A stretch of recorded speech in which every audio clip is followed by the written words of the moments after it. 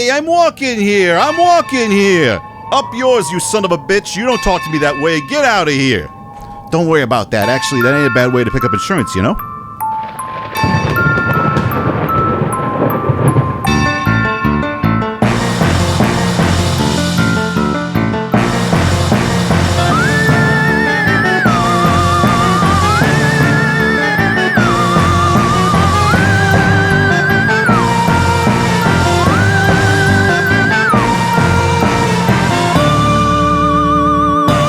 Welcome to Morally Offensive, the podcast which is most likely not the reason everybody's talking.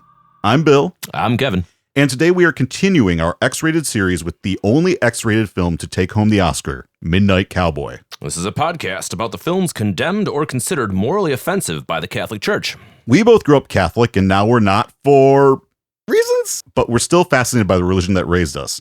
The films we cover are selected from the official film review lists of the Legion of Decency, Rest in Peace, and the U.S. Conference of Catholic Bishops. I'm a motion graphics designer, editor, and DJ. And I'm a brewery manager, a film podcaster, and a general enthusiast of all things media related. And together, we are on a journey to watch every film condemned or considered morally offensive. Kevin, thank you for joining me again today. Absolutely, Bill. Thank you so much for having me. Happy to be back. This was a nice reprieve from our Deep Throat episode. Yeah, this one's a little bit easier to talk about, I think. Less dicks in this one. Less sticks. Less dicks. Yeah. Speaking of less dicks, Mm-hmm. I'd like to introduce our guest for today.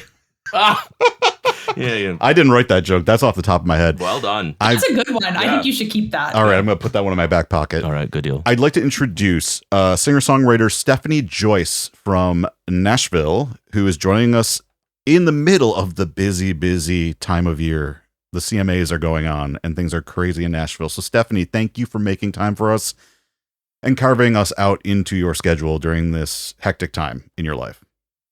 Yeah, thank you all for having me. I love talking about Midnight Cowboy. I've never seen this movie. This was my first time watching it. Exactly. My very first time. I don't know how I've avoided it so long. I don't either. I think it was, it's so ubiquitous. Like, we know the scenes, we know the quotes, and I feel like I was just like, if I see it, I'm going to be let down. You know what I mean? Like, the hype. I feel like the hype's going to kill it. And then I watched it, and I was like, oh, no. This movie's freaking amazing. Yeah, for me, it got hyped up on my movie review podcast. We were talking about an A24 on the Rocks, and Eric was basically lauding this film as one of his favorites of all time. And I was like, well, tell me more. And then when you asked me to be on this episode, I'm like, oh, hell yeah. Several previous guests, Eric Kiska, and then also Sarah from Shea Cinema told me this is one of her favorite films. So I was like, are you kidding me? Midnight Cowboy? Really? This is like, I've been missing out? Mm-hmm. Yeah, I was missing out. Absolutely. And we'll get into it, but I'm sitting there watching it just being like, wow, I'm floored. How did it take me until 2025 to watch this film? We'll talk about it in a little bit, but before we talk about our mutual relationships with this movie, Stefanie, thank you for joining us. How, you and I connected through TikTok. Yes. You put up a post about Flannery O'Connor, and you wanted to connect with people who are into Flannery O'Connor, and I was like, well, we need to connect with Stefanie because obviously we have a lot in common there. And Flannery O'Connor, for those who don't know, famous Catholic author, only produced 2 novels and a collection of short stories, all amazing, very much in the Southern Gothic tradition. So yeah, an author. I really love the movie adaptation of her book Wise Blood as well. And did you see the Ethan Hawke movie about her life? No, it was sold out. Really? Yeah, there's only one kind of art cinema theater in Nashville, and it got sold out. It was playing like 4 times, and it was sold out immediately. Wow. That's great for the film. I know. One of my music friends who always makes fun of me for liking the books and movies that I like, she's like, I saw an ad for this movie. It looks like something I would absolutely hate, and you would really like it, so you should go. That's such a compliment. And I was like, she's like, I'm not going with you, but this seems like something you'd be into. And I was like, yeah, oh my God, of course. I love Flannery O'Connor. No, it's great. As a Catholic, I really appreciate it. I think you'd love it. Which is, ex-Catholic. I'm sorry. Does that happen often to you? That's Bill? A Freudian slip. Well, they don't let you leave. We're technically all still baptized, true. so it's the 2 of us. Yeah. But Stefanie, you didn't grow up Catholic. You came up in the Episcopalian tradition. Yes, or in the rest of the world outside of America, it's the Anglican Church. Yeah. I was born here, grew up in Canada. So Interesting. Yeah, my whole family's Canadian. I was just accidentally born in America and got a passport out of it. Hey. So I can run back anytime I need to. Thank God. Yeah, lucky. But yeah, I was baptized as an infant in the Anglican Church. Quick overview, really similar to the Catholic Church in many ways. In terms of liturgy, our Book of Common Prayer is adapted from Roman Catholic liturgical services. And really the interesting thing I think about the Anglican Church historically is that it was one of the only Protestant churches that broke from Rome over non-theological issues. Right. For the most part, Henry VIII wasn't really, he actually hated Martin Luther, and he wrote a bunch of treatises discrediting Martin Luther and really loved being a Catholic. It was mainly the Anglican Church was formed just to have more political power centered in England versus Rome. Right. And to be able to seize the lands of the Roman Church in England to raise money for the British throne. So it's a really interesting church in the sense that its conception was really not theological. And because of that, most Anglicans, I don't think, really identify as being Protestant. That's interesting. Yeah, I wouldn't have thought about that, but didn't one of our guests describe this church as Catholic light? Yes, he did. Yep. Yeah, Catholic light. I've heard that before. I'm not really supposed to say that, but I say it all the time. Oops. No, I just call it the gay Catholic Church. But it's, I mean, sure. I mean, our last guest who was Anglican was gay, so yeah, there we go. It's this one Anglican podcaster that I follow. She's going to seminary is what made me realize I was bi, because I was just in such a queer community in the Anglican Church. But no, it's Protestant for more reasons outside of that. There is way more of an emphasis on the people and the parishioners having a say in the political governance. We vote for our bishops. Yeah, we don't get to do that. Yeah, never an option for us. Just get to put up with them. We're actually right now in the Diocese of Tennessee. We're in the process of finding a new bishop, and it's very people forward. We don't have a pope. But in terms of ideas about mysticism, ideas about the nature of God being something that is mystical and somewhat hidden, and there being more room for a poetic, artistic imagination of, the stories in Scripture, I think there are a lot of similarities. There are definitely ways that over the last 500 years, the Anglican Church has diverged politically from Rome. In terms of the weight put on Scripture, it's similar. We see Scripture on authority at the same level that the tradition of the church is, at the same level that the head of the church is. It's not kind of this Protestant sola scriptura thing. And because of that, I think there's just more room for mysticism in general, as there is in the Catholic Church and the Eastern Orthodox Church. So lots of familiarity. I also went to Catholic school for 1 year in high school because I was training to be a ballerina. That's what I thought I was going to do with my life. That's a reason. And yeah, certainly.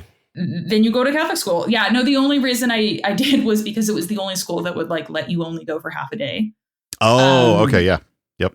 But I was going to a boarding school to train with this ballet company, and I was living far away from home. And in a weird way, it is, as an edgy teen, I kind of had fallen away from church. And I grew up in a family that really only went to church because they said that I really enjoyed it. No one else really did, but I was just really into it as a kid. So they were I guess that never happens. We can keep on going to church because one of our kids really likes this.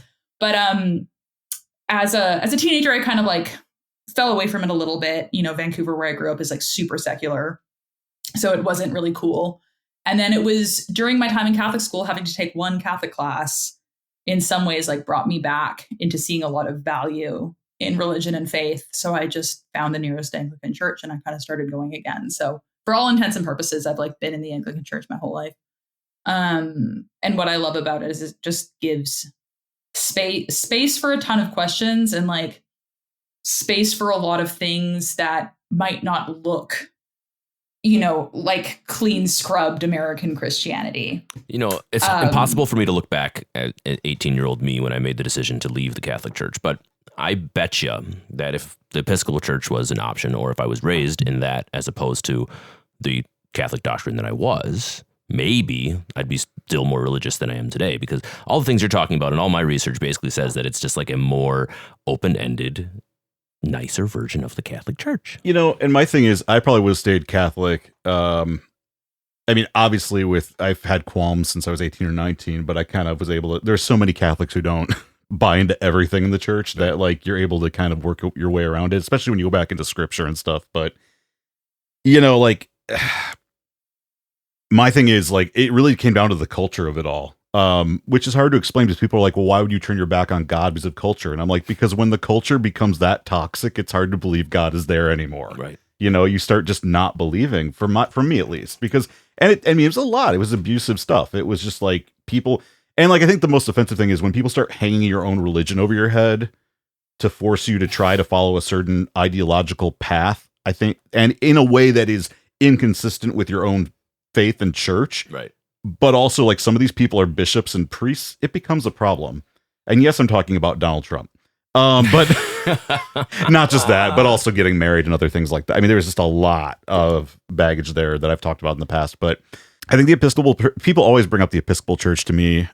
Why didn't you try the Episcopal Church? And I'm like, I don't know, because it's still like the relationship for Catholics is so different, especially because Kevin, you didn't really grow up with the sort of authoritarian Catholic belief, did you? Like very black and white, very authoritarian. Not to the point of like, being able to not wear mixed fibers and, things like this, some of the really old school Mennonite style of. Well, that's Mennonites. Well, okay, sure. But like, come on. My point I was going to say, I feel like that is so not Catholic. Right. Like, I feel like that is so based on this very like sola scriptura, fundamentalism, yes. literalism, legalism thing that for me feels distinctly like Pentecostal or Baptist. Yeah. That feels distinctly American to me. Interesting you say Pentecostal, because I grew up, my grandmother was in the charismatic movement. I actually got into it for a little bit, which comes from the Pentecostals. Wow. Okay. How did she feel about y'all being raised Catholic? No, I mean, she was Catholic charismatic. It's a whole thing. Oh, okay. Wait, what? Yeah. So the Catholic charismatic movement is in the 60s. After Vatican II, there was I want to make sure I get this right. I believe there was a priest who attended a Pentecostal revival and found there was a name for it. It had some famous name, and I'm blanking on the name. I apologize, podcast people. You're probably screaming at me right now. But he attended this conference of Pentecostals and then brought it back to sort of his Catholic church and was like, we could incorporate some of this into stuff. And eventually they kept doing this. It became the Catholic Charismatic Renewal. And eventually it got the eyes of John Paul II, and he signed off on it. So now it's this thing. But the problem is it's not the same as the Trads. If you know who the Trads are, like the sort of like new yeah. So it is like, there is the speaking in tongues. There's what's called the baptism in the Spirit, where you're given like various gifts of the Spirit. I was given the gift of like prophecy and I think wisdom and knowledge or something like that. And then I can speak in tongues. That's the other thing. My mind is literally blown right now. Like, every time I bring it up, somebody's mind. No idea that this could exist in a Catholic context. Like, when I hear this, I'm like, America in the 20th century. Like, no, and as I've dug into it more, there was actually like a youth group, heavily like the church my grandmother was in evidently sent a ton of youth every year to this conference that was actually like run by like a Catholic cult. And I've only found this out in the past few months. So like, I'm starting to like unpack a lot of stuff on my end. Like, okay, this is what I was. Oh boy. I mean, like I was getting prayed on in tongues when I was like 4 years old. So like, I've always assumed everybody's Catholic grandmother prayed in tongues. And then I grew up and was like, oh, no. This is not normal. This is not like the usual. Mm-mm. And I have to say, very, like, I love my grandmother completely. But like, it's like weird to look back on and be like, okay, yeah, that was not like the normal experience for Catholics growing up. So.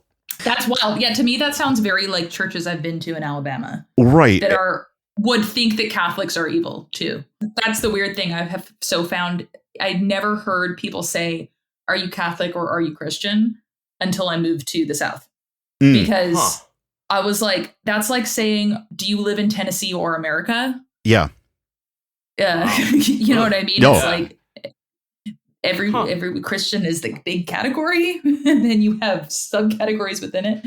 And then people get really confused when I say, like, I'm somewhere between the two as well. But yeah, that's wild that there's a Catholic precedent for kind of that Pentecostalism. Yeah. And it's something I've been finding out more about as I've researched the show, just because a lot of times I find articles by people who they're involved in some like lay group, right? And I Google it and I'm like, well, what is this group or this ministry?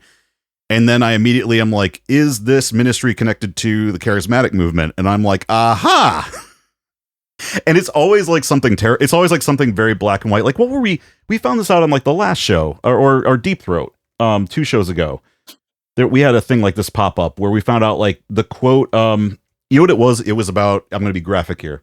It was about oral sex, having oral sex with your spouse. And the quotes we found from people who were basically convinced like missionary is the only way, you can't have oral sex. They were affiliated with the charismatic movement. And I was like, of fucking course. Yeah. Like, of course the charismatics are involved somehow. So anyway. What a bunch of virgins. That's a diss I hear coming back. And makes me laugh every time. Yeah, I thought we were a bunch of drunks, us Catholics. You know, come on. Yeah. Well, you know, sometimes I do wonder, would I have ended up in a recovery for alcoholism if I'd grown up in an evangelical church? Maybe not. I mean, maybe. I don't know. Maybe. With the amount of evangelical shit I was exposed to, I'm going to say that it really depends. Right. Yeah. Who knows? If I can like extrapolate something here, it kind of makes me think of something I was going to bring up anyway about the movement of Catholic censorship that your podcast is based around. Right. And this is not my thesis. It's some other podcasters that I'll let you know afterwards so you can link it. But kind of just talking about like, oh gosh, I'm blanking. What's the body that is banning the movies? The Legion of Decency. Yeah, the Legion of Decency. Kind of talking about like his hypothesis is that the Legion of Decency is like a particularly American Catholic institution. Yes. And that perhaps part of flavors of Catholicism that you really only get in America are in reaction to the rising power of evangelicalism and the kind of rising social importance of like an American version of Protestant Christianity. And his hypothesis is kind of like, historically, Protestants in America have been very, at best, lukewarm, at worst, prejudiced against Catholics in this country. Right. That taking these stances, these really public stances against the culture, his hypothesis is that was kind of like a way for American Catholicism to seem more palatable. Like it could prove itself to the evangelicals that we belonged, essentially. It could prove itself to the evangelicals. And it just kind of got me thinking about how, like, anytime you try to prove yourself in opposition to something, you really lose what's special about it. If maybe some of these strains of like kind of the Catholic trad stuff we're seeing right now, to me, it's just so sad because for me, it's so not about what I think are the beautiful parts of the Catholic faith, is not in a reaction of like Catholics having to prove themselves to American Protestantism. And you lose what's special about something anytime you try to define yourself in opposition. And like, I even find that in the Episcopal Church on the other side of the spectrum. Sometimes I think that even though I'm totally in lockstep with our church politically, if we spend so much time just saying that we aren't like those damn evangelicals and like we're really liberal and progressive. Yeah. And like we spend so much time talking about how much like we aren't like the quote unquote bad Christians, that we kind of lose what actually we are doing and what is special. And it just becomes a movement defined by opposition, which I don't think is ever effective and doesn't keep people around. Well, in the context of film, it's interesting you bring this up too, because something we found is that, there are almost no condemned films from the United States during the Hays Code period. There are a few of them. But most of the condemned films during that period are all European.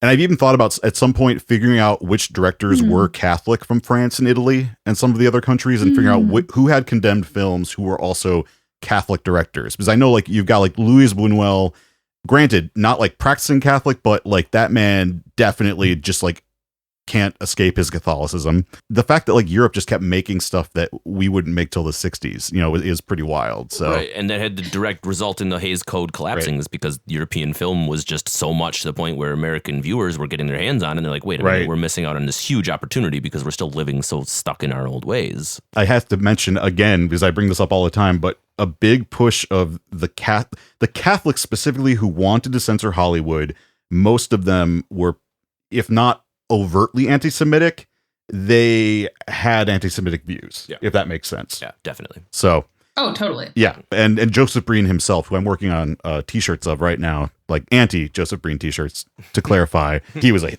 raging anti-Semite. So, yeah, definitely part of that whole story. So, obviously, you come up in a faith tradition that is similar to the one we came up in, although very different at the same time. And I've listened to a lot of your music, which does have many themes of, there are religious themes. You're also talking about mental health. You're talking about stuff that you're not going to hear from Carrie Underwood, right? You are doing some murder ballads on some songs. You're doing like good gothic country type stuff. Actually, she has like 5 murder ballads. Does she? Pretty murderous. Okay, I'm not that. But she probably doesn't have any songs about cocaine. So that's fair. That's fair. Do you identify as like alt country? Do you like the alternative label? Do you prefer something like Southern Gothic? Outlaw country? Like, what do we got? Law country? Outlaw country is what he said. Law country. Law country. Law-abiding citizen. Is that the Jason Aldean genre? Yeah, just America. And Jesus.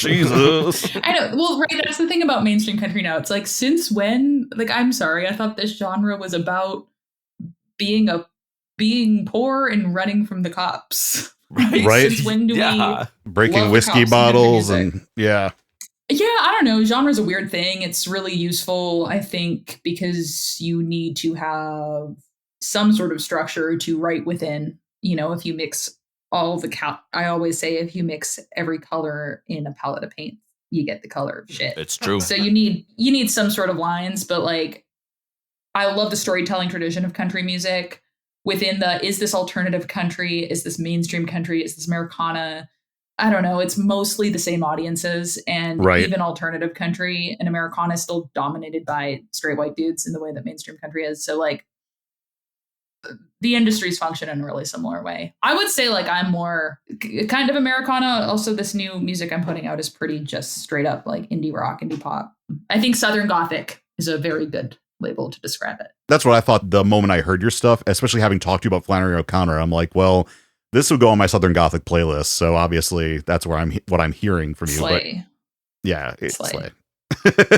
Yeah, it's funny. Like, actually, my longest residency as a DJ, even though like I've played electronic music at festivals and stuff, my longest like residency was this small like Wednesday night at one of the best whiskey bars in the country. But my buddy and I did like alt country and gothic country and stuff like that for like a decade, I think. Yeah, it was awesome. So where was I love this? That stuff. Delilah's in Chicago. If you're ever in Chicago, go to Delilah's, especially if you like whiskey. Okay. Because Mike, like whiskey. I love. Unfortunately, I love whiskey to the point of it being a problem. Yep. Yeah. Oh, yeah. That's another big part of my story. I'm like a recovered alcoholic, and that's. Oh, okay. Yeah. Yeah. So yeah, whiskey's great if you can drink it without killing yourself. You should go to Delilah's in Chicago. Yeah. There you go. Cautionary tale there, folks. It is a cautionary tale. I mean, it sounds like a country song. I drank myself to death at Delilah's. Mike would love that. Look, she's already writing songs. Look, if you wrote that song, I would send it to Mike at Delilah's, and he would. Okay. Well, speaking of songwriting, we are dealing with a movie today which is deeply steeped in songs and songwritings, and some of the great songwriters of the period, and where music plays a huge part in the story. And not only that, it does have some shades of Southern Gothic in it, at least at the beginning. So we're kind of dealing with some of the same themes here. What's your experience with this movie, Stefanie? I actually went to film school. That's I didn't did for college. Did we talk about this? I don't think we did. You're just getting hidden gems over here, Bill. What? Yeah, so I was like a filmmaker before I started doing music. Awesome. Okay, now it all makes sense. Uniquely suited for our guests. I watched this in film school, obviously, and everyone had a big hard-on for American New Wave in film school. Oh, interesting. Okay. Like as one, it's like these 19-year-old dudes. Like, of course they love this movie. I watched it. I don't know. I probably watched it 3 or 4 times in college just for different courses. And I think I maybe watched it 1 or 2 more times over the years. And then I rewatched it again last week to get ready for this. It means something very different each time I watch it. Yeah, it changes with you. That's my favorite type of movie, the kind of movie that grows with you and evolves. I love a movie that I know when I watch it the second time, if I'm in the middle of the film and I can already be like, I can't wait to watch this again. Like I'm already halfway through and I don't even care how it ends. I know that I'm going to revisit it and that I'm going to look at it from a different lens. And I could tell from Jump Street on Midnight Cowboy that I was going to enjoy it and then I was going to watch it again. And, I haven't even got to my reviews, but like I just loved it for that reason right off the bat. Yeah, I didn't get far into it until I realized that I was going to be hooked on this movie. Like definitely. The opening shots, the opening sequences, I was like, this is already so good. Yeah. Well, and you get the introduction of Everybody's Talking, that song right off the bat, the one that we get throughout the entire film. And it's like one of the most quintessential famous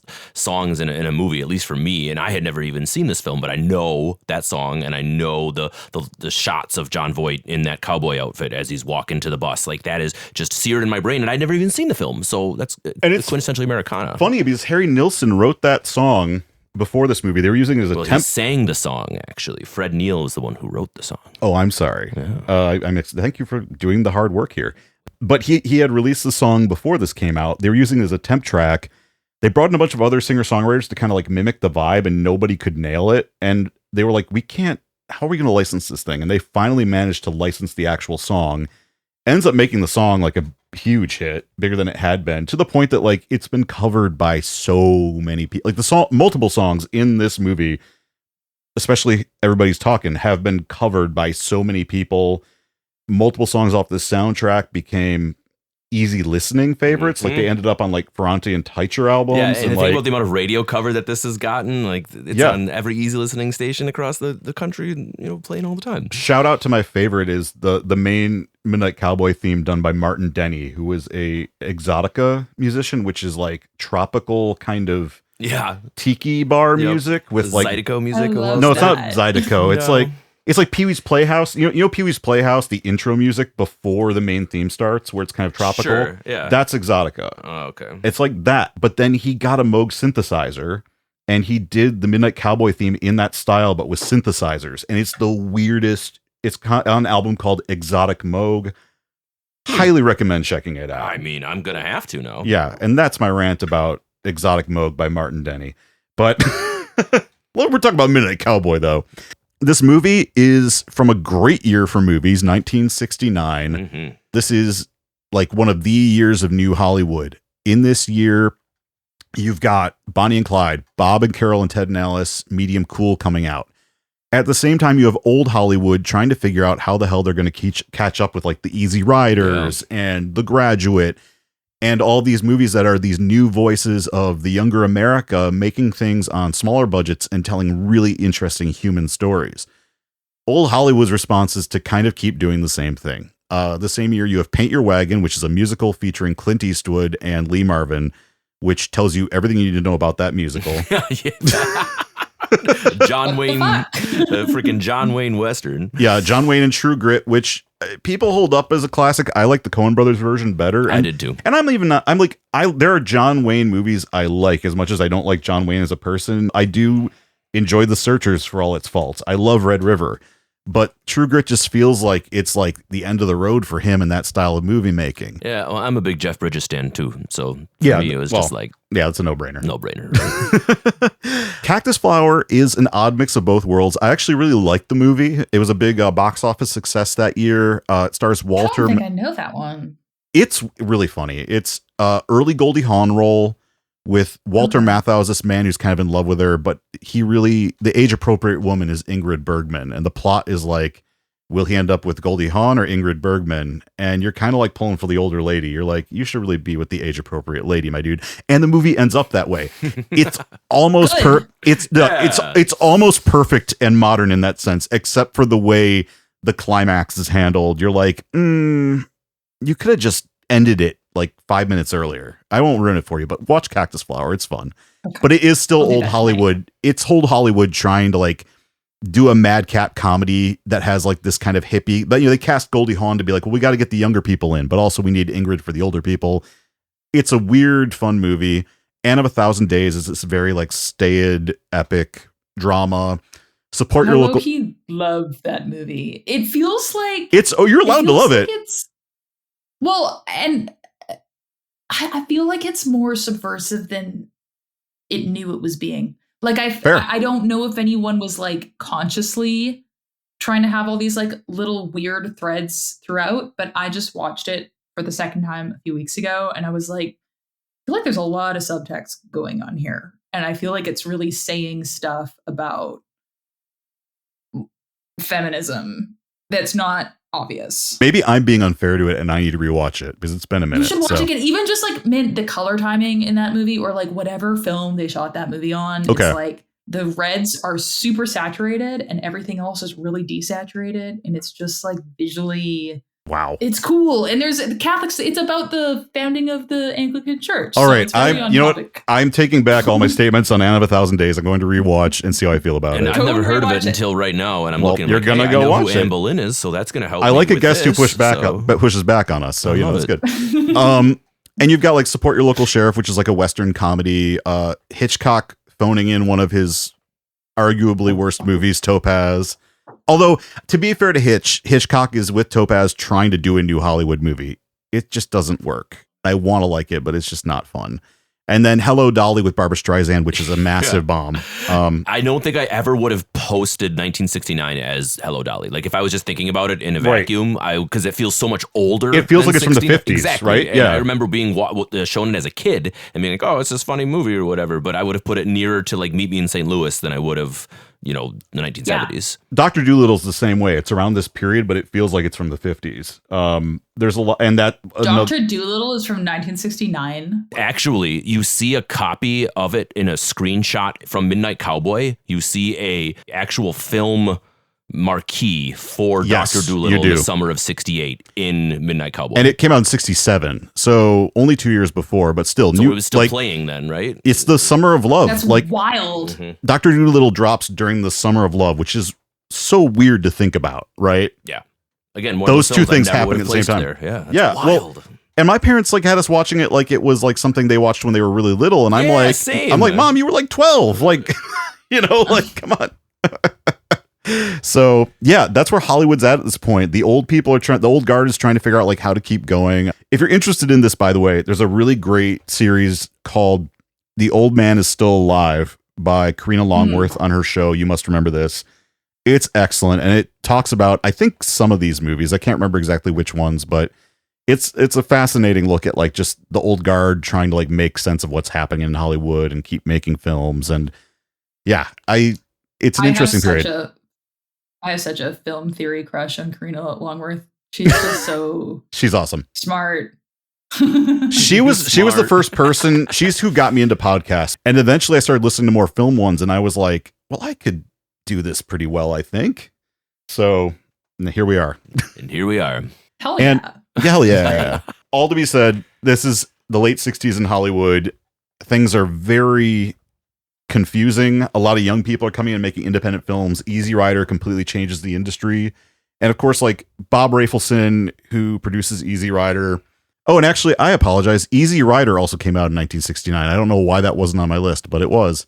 So this is the year of Easy Rider that Midnight Cowboy comes out. So it's a big year for the movies. Yeah, Easy Rider was one of the top 5 grossing films of that year. Yep. And I think Midnight Cowboy was the second highest grossing film of that year, if I'm correct. You'll have to fact check me on that. All of Which one do y'all like more? I guess I'm going to go with Midnight Cowboy just because it's most recent in my head. I think Midnight Cowboy, yeah. I mean, they both have kind of bleak endings. They're both fun in the middle. They both have a trip out sequence with drugs. Mm-hmm.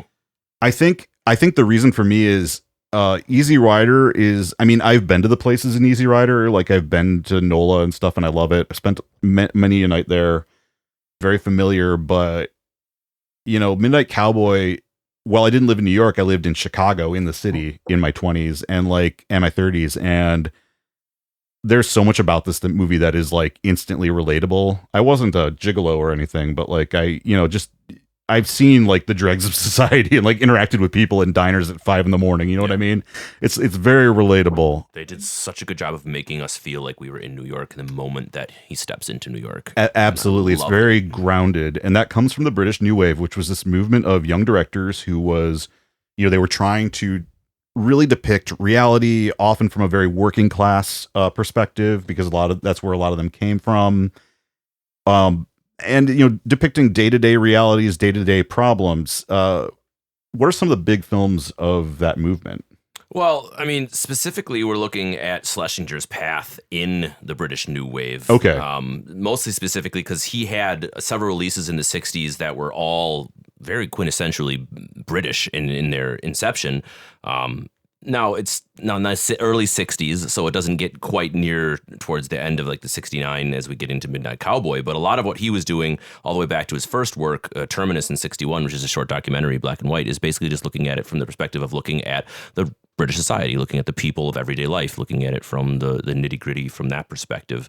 But he was always kind of on the outside of British New Wave from what I can tell as well. And he's not necessarily one of the main figureheads of British New Wave, but enough that he was influenced of it and why he brought it to America. Were the main figureheads considered like Tony Richardson and Richard Lester? The guy who did that other guy. You know what I'm talking about. No, yeah. But I mean, so he really wasn't considered a core part of it. No, he wasn't. He was actually considered on the fringe, and it's only more that we look at his success after the fact that you kind of look at his influences and where they came during, because he was making films for almost a decade before Midnight Cowboy came out.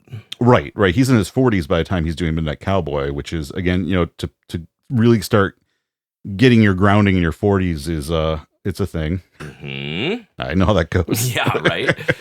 But he had a lot of good stuff before he got to Midnight Cowboy. And Billy Liar is a great example. Yeah. And even before that, we talk about Darling, right? When his work with Julie Christie, and he was able to, she won Best Actress for her role in that film, and he very much has a point on where he wants to try to make movies, and I think he rides that new wave realism and kind of moves it into Midnight Cowboy, which is I think the dawn of American. Right before this, he does a big costume epic, right? Far from the Madding Crowd. Yep, absolutely. And it sounds like he was kind of like, I need to go back to my roots and start really like getting back in the grid of it all again. They found this book, Midnight Cowboy, and this ends up being his first film in America, which is interesting because he's now determined to go back to making English new wave style films, but he's going to do this in New York and in the American South. So he's bringing this kind of observational quality of his work to the streets of New York, to the South, to Miami, and it's cool to watch because he notices things that Americans and New Yorkers especially take for granted. Yeah, like I mentioned, he's a documentarian. That's how he starts. And so to be able to look at the people just with a camera and let that speak alone is phenomenal.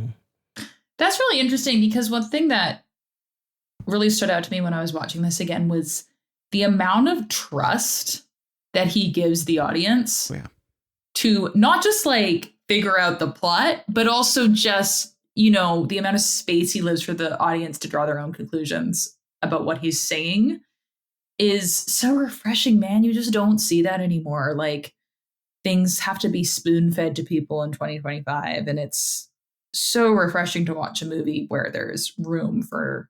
It's so common in this period, too, in the late 60s. I feel like it was a very literary group of people making movies, like people who were even like, if they didn't come from a background of means, they went to a public school where they did learn like classic literature. So they knew to do this. They're not spoon feeding you. Right. I think about, one of the classics for me is 2001: A Space Odyssey. Okay. The ending makes no sense the first time you see it. But then when you like go back and read the book, you're like, honestly, I was happier not knowing and just figuring it out and piecing it together. I think one of the tenets of new wave anything, right, especially in this particular figure, that it's not preaching, it's showing. It's just quite literally just giving you as the audience, like Stefanie had said, the ability to interpret it as you're seeing it on screen, especially for the very first time. Like, we're watching it in 2025 for the first time, but if the audience is in 69 seeing for the very first time, like, they're seeing something unique and different. Well, and I think a lot of that is coming from the fact that a lot of these guys, they're from the generation where cameras got smaller. You've got Bolexes and Aries that you can carry with you. And a lot of them are coming from documentary filmmaking. So like William Friedkin ends up coming from documentary filmmaking.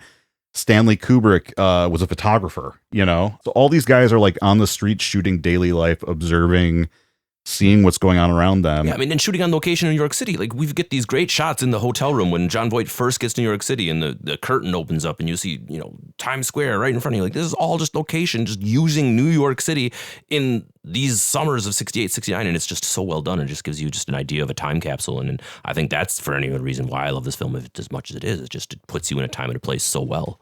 I think this film does New Wave really well. Like, I think that I would also agree that Midnight Cowboy to me is a far superior movie to Easy Rider, because I think there's eventually you get some New Wave films, even at the start of the movement, that feel very much like they're just being edgy for the sake of being edgy, or they're just using a handheld camera for the sake of using a handheld camera. And it's just a rebellion to the studio system.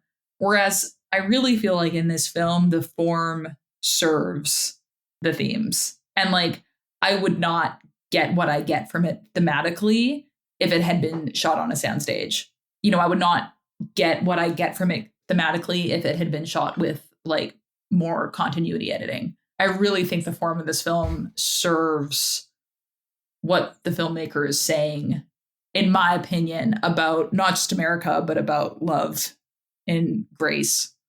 And I think it's interesting that we care about what the filmmaker has to say now. I think a big tenet of New Wave, right, is that the filmmakers are auteurs. Now they have the ability to run and direct and write these things on their own and not worry about things like the Hays Code, specifically if we're looking about this film, or just other things that hold you down as a writer-director. And I think that's really cool. And I do want to correct myself real quick and say I did say guys, but also, you had Elaine May, you had Joan Micklin Silver, you had Shirley Clark, all making New Wave films during this period. In France, you had Agnes Varda. So it's not just guys. It's not just men doing this. And I do want to drop some of those names just because you should go check them out, listeners. Well, yeah, because too often you see major list of major figures and it's all men. Yeah, and I realize that, which is why I pointed out. Good call. And Bill. I also think that's that's the thing that the auteur theory has been criticized for, is the fact that a film is the director. Because speaking of Karina Longworth, she did that really interesting series on Polly Platt. Oh, yes. It's excellent.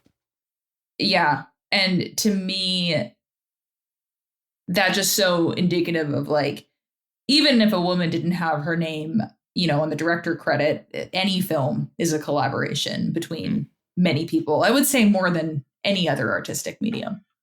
Especially when you see a director who loses their collaborators and then has to switch, and you start to see where some of the strong suits were that are now gone. I think of Alfred Hitchcock without Bernard Herrmann. Esther Krumbakova out of the Czech Republic is this incredible production designer, art director, and also directed one film herself. But the movie Daisies would not exist without her, even though she's not the director. So there are all these different roles that really Midnight Cowboy doesn't exist without Jon Voight, right? And it doesn't exist without Schlesinger. They're all part of, they're pieces in the puzzle of making a movie. And I think that's really important to recognize. I think the auteur theory kind of it's a little egotistical. Yeah, that's fair. It misrepresents, I think, the way that a lot of these people build teams around them, that if they're a good director, it's pretty consistent across teams. A lot of people stay on and keep working with them and contribute to the work. So yeah, I guess it is easy to say that it's a shame that far often all the people that were working on something get left by the wayside just behind one last name of a writer-director. Believe me, as an editor, I think about this all the time. But I think you raised a really good point about, intentionality. And yes. I do think regardless if it was, just the director's intention or the team of the creatives, it does feel like this is a film that knows what it is setting out to say. And I think that's reflected in a lot of the artistic and formal choices. Absolutely. So this movie opens in an incredibly powerful shot, in my opinion, of a child riding a little metal horse in a playground that just has, it's like a billboard is above it. I think it's an old drive-in movie theater screen. Okay, that's even cooler. Right? I was trying to figure that out. A screen that movie's no longer playing on it. Right. And I think that's supposed to be Joe Buck as a child. Am I right, Stephanie? Do you think that's what it is? I don't know. I should I know. wanna I'm say the one yes. that's watched the film the most times. That's why I asked The you. only reason I say yes is because we get those flashbacks right away of the childhood Joe with his grandma and all these other things. So I feel like they're setting that up for the viewer. There's a lot of back and forth at this beginning between what's happening in the present and the past, and there's a lot of like confusion sometimes, purposefully and done really artfully to kind of like tie us in his past into his present. Mm-hmm. He's late for work. He's getting ready to go for work, but his whole plan He's is getting ready to go quit. he's going to quit work. Yeah, he doesn't even care if he's late for work. You can take those dishes and Shove it. Exactly. It's like the Johnny Paycheck song. There's something though so wonderful about his portrayal of Joe in Texas. What's that? You know that Susan Sontag essay On Camp? Yes. Do you know what I'm talking about? Oh, absolutely. Yeah, it's a classic. And it's kind of like there's this ambiguity of like, is his corniness not Jon Voight's, but is Joe Buck's, the way he's speaking to his employer in Texas and speaking to people when he gets to New York, right? Is he aware of the fact that it's a shtick? And there's some ambiguity there. And I think that's what makes his character so interesting throughout the whole thing, is like, you don't know if Joe knows that he is acting as Joe. I couldn't agree more. I think the naivety of Joe Buck's character is so interesting to dive into. How does someone go like, I'm just going to go to New York, and his idea of what New York is so fantasized. It's not grounded in reality at all. And we see that when he gets to New York and he's strutting through the streets like, I'm this, and then he starts seeing other guys in cowboy hats and all of the things start falling around him. I was just like, yeah, I think it's a little bit of both, like that wide-eyed feeling and then just the reality that hits you. I don't know. They did a good job of making me fill in the blanks myself, which I love. Absolutely. And I think it's cool to catch these little snippets here and there, or like he's got the radio on the bus and he tunes into the preacher and that triggers something from his like religious past. There's some like religious trauma there. There's so much going on in this opening. I love that radio. That just makes me happy. I do want to point out, because I carry music everywhere I go. I am music in the shower, music in my pocket, music everywhere, music. And it's harder back then. That you don't radio should be like billed as its own character. Because when they sold it, I literally gasped and like had a moment. Like, do it! I was so sad. And they got $5. They got $5 for the radio. Bad trade. It was like Wilson. Yes, I know. It was exactly in the Castaway. Oh my god! I was really emotionally attached to that radio. Yep, same. Same. The radio. Because especially when he found out he had to pay $1 to TV. Right. Just, that was all I got is the radio. I was like, in what world? $1 for a TV? Yeah, how long do you think it ran on a $1? I don't want to know. Yeah, it's probably 10 minutes. No, who knows, man. Although $1 bought a lot more in 1969. That is true. It could have been like an hour of TV or something. That's why when he lost his $20 every time, I'm like, that's $130 with inflation. Like, damn. Oh, yeah, we'll talk about that. I don't know if this is like the right time to say this. I was going to maybe save this for later, but everything we're talking about Joe Buck's naivety, you see it at the beginning, and we're talking about, he gets so low down that he sells his radio. He sells his most prized possession, and then he donates his fucking blood. I have, this time around watching this movie, I kind of have this theory that like Joe Buck is a Christ figure. Oh, interesting. And like that, this is why I hate the League of Decency, because I think that sometimes the most R-rated films actually have like deeply Christian themes. The other times I've watched this movie, I was just fixated on like the style and the form and like, fuck yeah, it's 1969 and I want to be in New York. But this time, because I was watching it in preparation for this podcast, I was like looking for things to hold up to the Catholic bishops in the 60s and be like, no, look, he's on your side. You're just too prudish to see it. We're going to blow your mind with the Catholic reviews later, because it was a journey in like a good way. And my point is like, maybe in spite of itself, to me, this actually seems like it has an incredibly Christian theme woven throughout it. Absolutely. I never really put it together. Now that you mention it in like the last minute, just thinking about this, like Jesus's relationship to the poor and destitute, Jesus' relationship to the people that needed his help the most in all of historical text is what, makes Jesus, right? So if you look at these characters, if you look at Joe Buck's relationship with Rico and all of those things, wow, I didn't even think about it. Yeah, he's trying to uplift someone who really needs it the most, and he's doing it from a perspective of family and life. I don't know. That's just wild to think about. You're right. Joe Buck might be Jesus. He might be. I think Joe Buck is Jesus. Yeah. We can get into it more. I'm sorry. Continue to tell the story of the movie.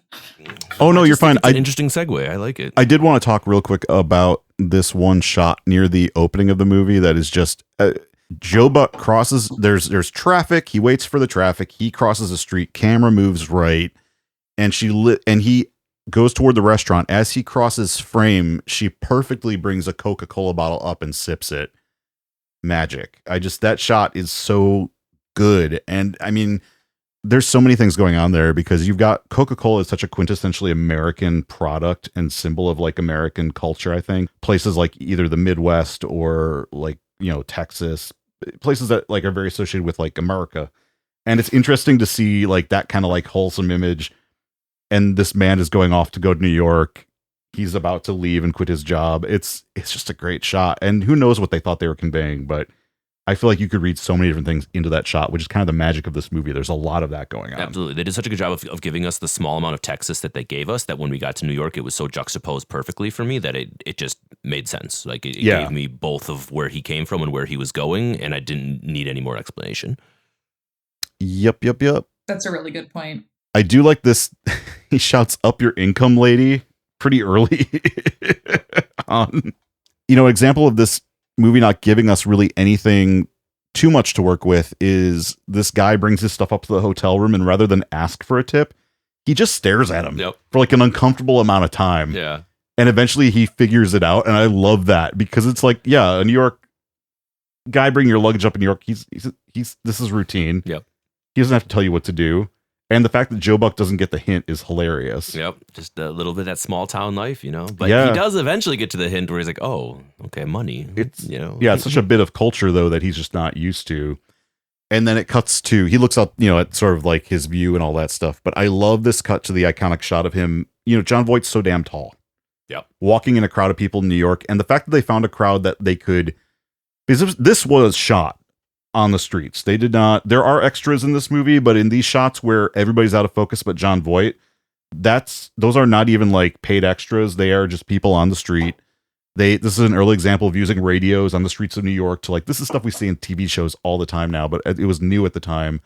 Radios to like be able to communicate with the camera and the actor, and they would just shoot this shot of him walking through the crowd with a really, really long lens. And it's an iconic shot. It's weird watching it now and being like, oh yeah, this is literally copied in Tootsie and like countless movies that take, I think there's probably a Muppet example of this from like The Muppets Take Manhattan. I don't remember, but I think there is. You know what I mean? Mm-hmm. But I mean, there's just like so many examples you can think of somebody walking down the street with this long lens. And like, this is one of the earliest examples of it. It's wild to realize that like, oh yeah, this is like where this comes from. This is the DNA for a shot we've seen in countless movies that take place in New York or in the big city. I would love to listen to more of an actual New Yorker's perspective on this, like someone who's been to those places and seen it and what it looked like in 68 and 69 versus what it looks like now, and just like watching that in live, like, oh, I know where that is, or I know the historical building that this was taken a part of. And I think that would be really cool to learn more about. I get that vibe watching like the Blues Brothers or Thief or the De Palma movie Fury, which all take place in Chicago, because I visited Chicago as a kid in the 80s. I don't remember it too well, but I remember that it was a lot grittier. And then like to work downtown for years and live in the city for years and just know it inside and out and see it change over 15 plus years, now 20 when I revisit. But to see those movies where you're just like, oh wow, downtown was a fucking mess back in the day, like, and there's porn theaters in Chicago as well. So like, State Street in Chicago had these old porn theaters and adult theaters and art theaters that you see in Times Square in this movie. So it's similar vibes that way. And I can only imagine like somebody who actually lived through it. We're talking New York's about to kind of head into a downward spiral. Things are getting really bad. The garbage strikes are about to happen in the 70s, and you're heading toward a very creative time because like the rent is so cheap at this point in New York. That's the thing that's weird about this is like rent is dirt cheap in this movie. Like I can't believe that they're getting by on like $10-$20 in New York. Yeah, and it seems like they're not even having rent in this film, right? They're actual squatting and waiting for their building to get torn down. Well, he stays in the hotel, and then he gets evicted, and they take all his shit. Yeah, it's like, can I get my suitcase back? Nope. That was wild. Yeah, wild behavior. Nope, that's it. That fucking dog. That fucking dog. Yes, the fucking dog. Yeah, this woman he spots with a dog. I love the dog so much. Oh, really? No, I mean, I love the dog in the movie as like a character. I feel like the dog is so ugly. And like, I don't know. Maybe this is where I seem really crotchety. I just don't like small dogs. I have one friend who's one small dog that I get along with, but we have three. Dog and there's shit all over its face and its teeth look like it's falling. Ugh. No, we got three of them right outside that door waiting to get in here. Sitting here waiting for you. Really? I am so sorry. Oh my God. Well, just shoot me now. I have a corgi, so it's like a medium dog. We have like three adopted demons who live with me. They're the most adorable thing ever. I feel like if I met them, I might like them. It's just that dog in that film specifically. It just looks very smelly. No, Pocky would love you. Pocky would be asking for the pets. He loves everybody unconditionally. I think they did a good job of making me feel bad for that dog, right? Because that lady's just making that dog try to pee in that one patch of grass outside the apartment. Like, come on, baby, just do your thing. And just like, that dog doesn't get taken care of. I mean, to be fair, my friends who live in New York are like, man, I gotta walk like a mile to get my dog to the park to like see any grass. It's all because they're in Queens and it's like all cement.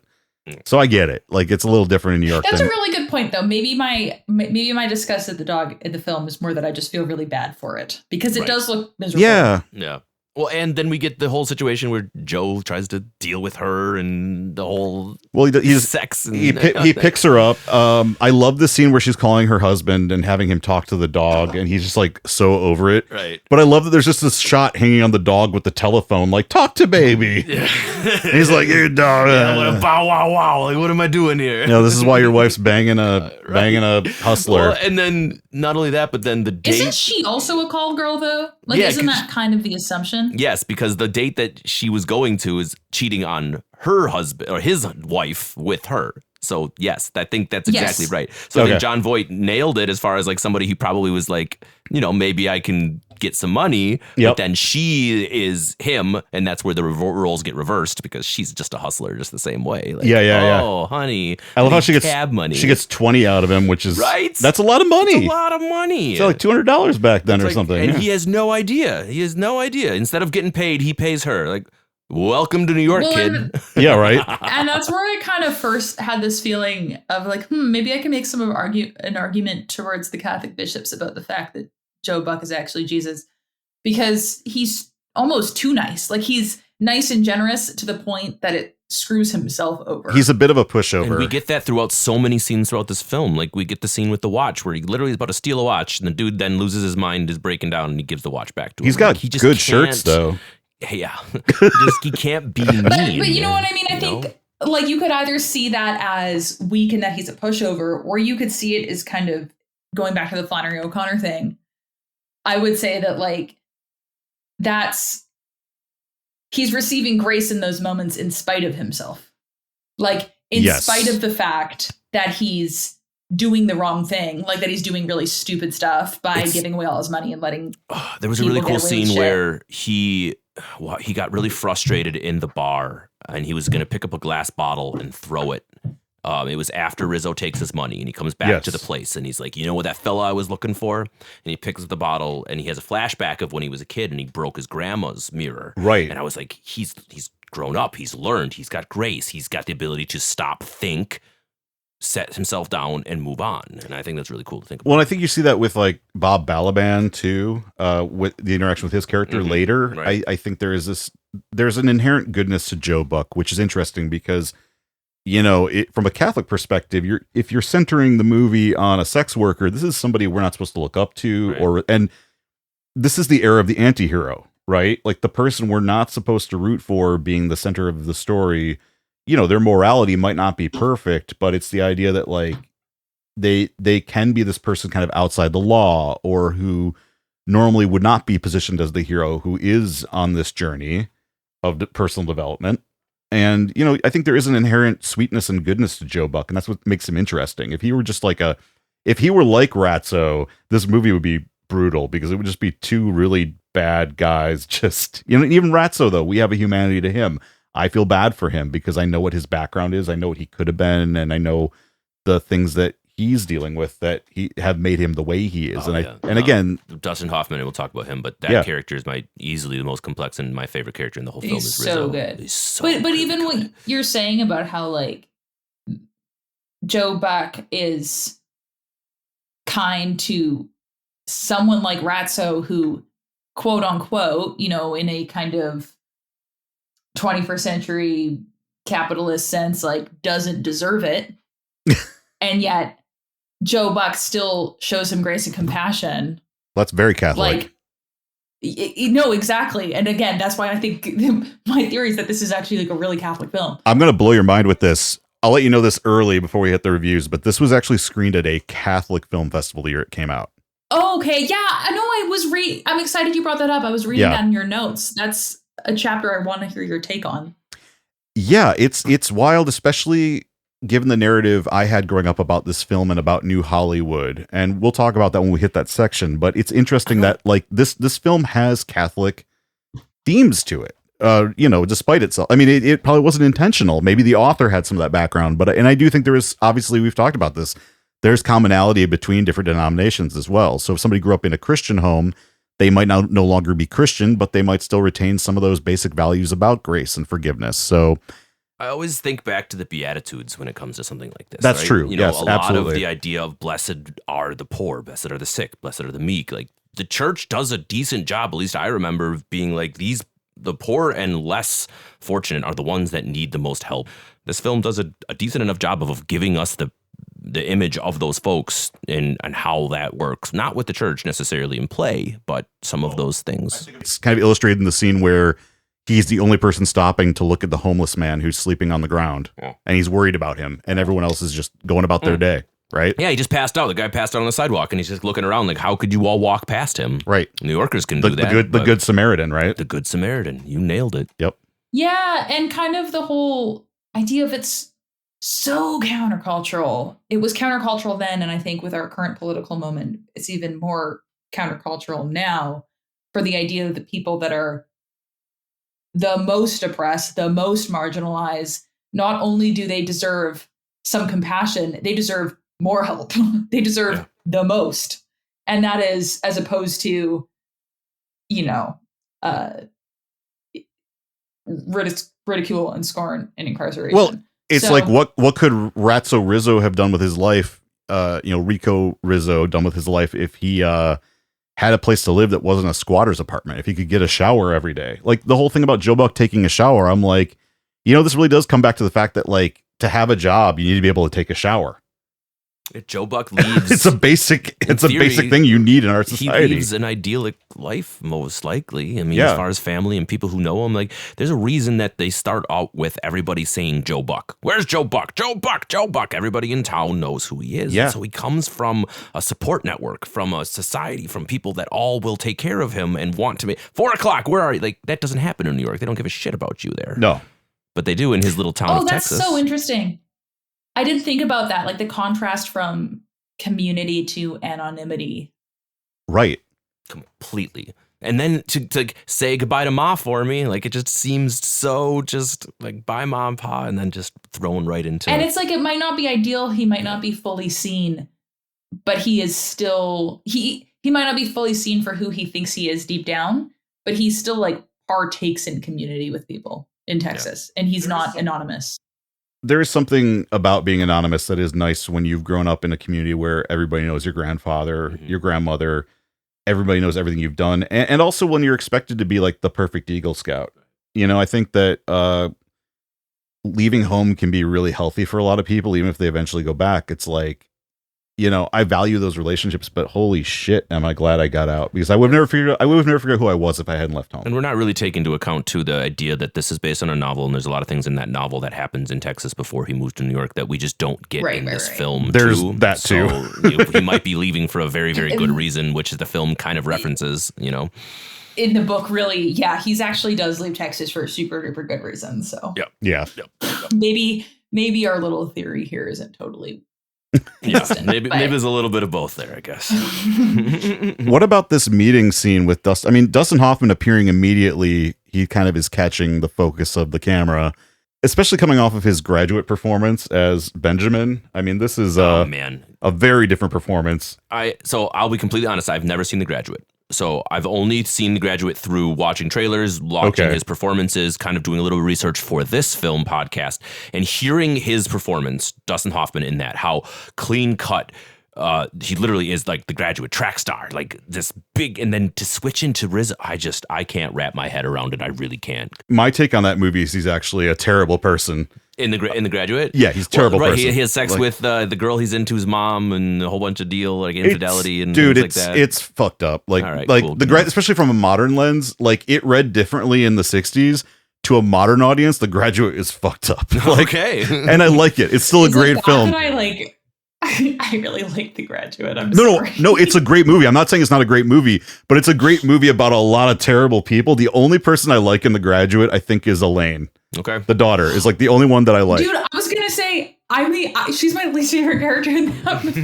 No. Here's the thing, though. She's probably one of my least favorite characters. But I'm just like, and you know what? And actually, Mrs. Robinson kind of is probably actually one of the like. I don't even know. That movie's so complicated. We're not talking about The Graduate. I feel like that Mrs. Robinson character is like someone who so could have been good and was like just so fucking repressed. I feel so much for her. She's so tragic. Yeah, she's very tragic. I have to watch The Graduate before I come back on this podcast. But Benjamin, you have to watch The Graduate. Nah, seriously. Benjamin is like the original soft boy. If you know what a soft boy is, I can kind of just infer it, right? Yeah, listens to the Smiths. You know, kidding. Have you seen these like performative male contests? Yeah, he's a performative male. Oh, all right. Yeah, I have totally seen those. Those are amazing. Like in Brooklyn and places. Yeah. Yeah. Yeah, he's performative male. Okay, yeah, that's the best description of it. Yeah, it's a complicated movie. I love The Graduate, but like, it's definitely aged in an interesting way for me as I've grown as a man and like kind of understand a little bit better about like what everyone's going through in the movie. And you're just like, oh my God, this fucking guy. Yeah, you should watch it, Kevin. Okay, there we go. I got homework. But that's such a like it is such a shift, right? Like in The Graduate, Dustin Hoffman plays like such a horn dog. Yes, and then. He's in this movie, he's almost like completely desexualized. Definitely. And he uses the F slur a lot in this movie too, which raises some questions about him and his sexuality, I think. You know, it's interesting too to have this kind of drag. The director referred to this character who approaches them as a drag, which I think was a term back in the day for like somebody who dresses in drag. Yeah, like a slang term. I thought them as an androgynous prostitute that has seen a lot of interactions with Rizzo, does not a male, not a female, works any side of the cord. Okay. I think that character exists particularly to make Rizzo feel like the con artist that he is. Yes. The conversation about how can you get your hand in your pocket from the other side of the table literally means just to me that Rizzo is famous in that bar for grabbing strangers who've never been in and basically taking their money or doing something to that effect, which we see throughout the film. So, and this character is likable immediately, I think, at least from my perspective. So I kind of like got the vibe of how we were supposed to feel about Rizzo from that character just by some really smart casting and like dialogue and staging. And immediately these two are hanging out. There's a lot I want to say about the scene because as soon as a lot to Joe Buck realizes that he has a relatively friendly person in a city that no one's even looked him in the eye yet, he gives him everything. He gives him his trust. He gives him his money, everything. And he's willing to do it because of the type of person. He hasn't been broken yet by the world. And he buys a round of shot because this guy is going to give him, some work insider. Rizzo complimenting his shirt. Like, that's a nice shirt. Just like little things that you're just like, all right, dude, what's going on here? I knew this going into this movie, but I wasn't prepared for how much Dustin Hoffman sounds and acts like Rizzo from the Muppets. And who is based on this character, by the way. The rat character Rizzo from the Muppets is based on Ratso Rizzo from this movie. But I was still not prepared. I was like, he literally sounds like a Muppet, and I can't unhear it. And now I'm just in my head, he's a Muppet while I watch the movie. There's just character. It's a acting great to me, performer. method acting and character acting is just the coolest thing. There's someone putting themselves through hell to get an act like Dustin Hoffman walking on pebbles in his shoes just to get the limp down, and like that's crazy to me. There are good things about it, and it can also be really annoying in other cases. Mm-hmm. Sure, depending on the person and how it's executed. Also, especially if they are Jared Leto and they're using it as a way to be shitty to other people. Yeah, look at me. I'm the method actor. Yeah. I was gonna say I really like when he calls the character the F slur in this scene. That they come back by calling him provolone. I was like, that's a good Italian slur. I like that. Like like if you're gonna use something, like go for some cheeses. Yeah. I guess now you'd probably use gabagool or something. Yep. And of course this leads to the famous quote we opened this with, the I'm walking here scene. Tell me a little bit about this scene, Kevin. Whoa. So there's actually some disagreement on the internet about this scene we have discovered. Midnight Cowboy is famously filmed on location, and this particular scene, a lot of people, including Dustin Hoffman, put out into the world that it was improvised in the sense that they were not expecting the taxi to approach them while filming. And this is a story that Dustin specifically has like repeated multiple times in interviews over the years. Yeah, he has tried to make it seem like it was totally improvised, that they had traffic blocked off and they were just trying to time the light through the intersection, and they had the timing and everything was good. And then as they're all going, a cab breaks through the barricade or runs a light, and that's where the slamming on the hood and I'm walking here and the hand gesture comes in. Mr. Schlesinger doesn't actually admit that there was an extra in the cab. He says he seems to think there was an extra in the cab, right? He also, he's spoken in several other interviews about this, saying he knows they were paid. They rigged the shot. It's a dolly shot. Yep. They set the whole thing up. They had paid extras in the crowd. And he's pretty confident the cabbie was an extra. Right. And Hoffman claims that the cabbie just ran the set while they were rehearsing and they were rolling camera. Right. The producer and director, by the way, both corroborate this story that it was not improvised. I'm feeling like it. I'm with you. Yeah. So I'm leaning towards the producer and director just because Hoffman loves a good story. And interviews, probably publicity around this. I mean, getting more people to watch it and more to think about it. As we've learned over the years, sometimes stories are pushed by PR agents to help sell a movie or a performance or, help a star kind of maintain a sort of mythos. So it's very possible it could be that. I mean, I'm walking here is one of the most famous lines in any film ever. Well, and having a myth around it like that is so much better. It's like if the myth is more interesting, publish the myth, right? Yep. So I don't know. It's interesting. I was just having this conversation with a girlfriend around music marketing and, the myth of authenticity. Yes. And everyone always says, well, I want to connect with an authentic artist. And it's like, what the fuck do you mean by authenticity? Like, everything public is curated. Like the process of any sort of mechanical reproduction of something that's going to be in front of more than one person. It's reproducing something from real life in one time and space to more than that. And there's decisions that go into what part of myself am I going to be representing. And I think it's I think it's one thing in classic Hollywood films, like we expect the soundstage and we expect the street projection in a car. It's almost more insidious, I think, in like new wave cinema because it is seeking to be perceived by the audience as raw, when in fact it's not. Like everything's decided on some level and everything's curated on some level. And we have this conversation of music so much, as everyone's like, yeah, Bob Dylan was so fucking authentic. And it's like, oh my God, he was like, that was the most curated persona of any artist ever. Yeah. Well, it's like reality TV is infamous for this. Totally. And I always think, y'all obviously, all three of us speak the same language, but I'm still, even in 2025, so surprised by so many people's lack of media literacy that it's like, this is all fake. Like, even, yeah. People are like, are you going to try The Voice? And I'm like, that's not how it works. Like all reality TV around art is fake and predetermined, and all public personas are curated. Yes. And it's more annoying, I find, in New Wave cinema has a lot of, I think, parallels with like this new kind of alt country Americana movement we're seeing. In the sense that people are like, I don't like mainstream country, I like edgy country. And it's like Zach Bryan has as large of a marketing team as Morgan Wallen does. They are both making the same decisions around curation and brand, you know? And like, as someone who, as a writer, as a songwriter, I have kind of a foot in more the mainstream country world. And then as an artist, I kind of have a foot in the more alt country world. Like, I see both sides of it. And it's like, at the end of the day, it's both commerce. You're both creating a product to sell. And there's nothing to be ashamed of that. I don't think that's a dirty thing. I think that's just like making art and marketing it. But it gets extra annoying when people, I always get annoyed when people think that anything's real, because almost everything's scripted.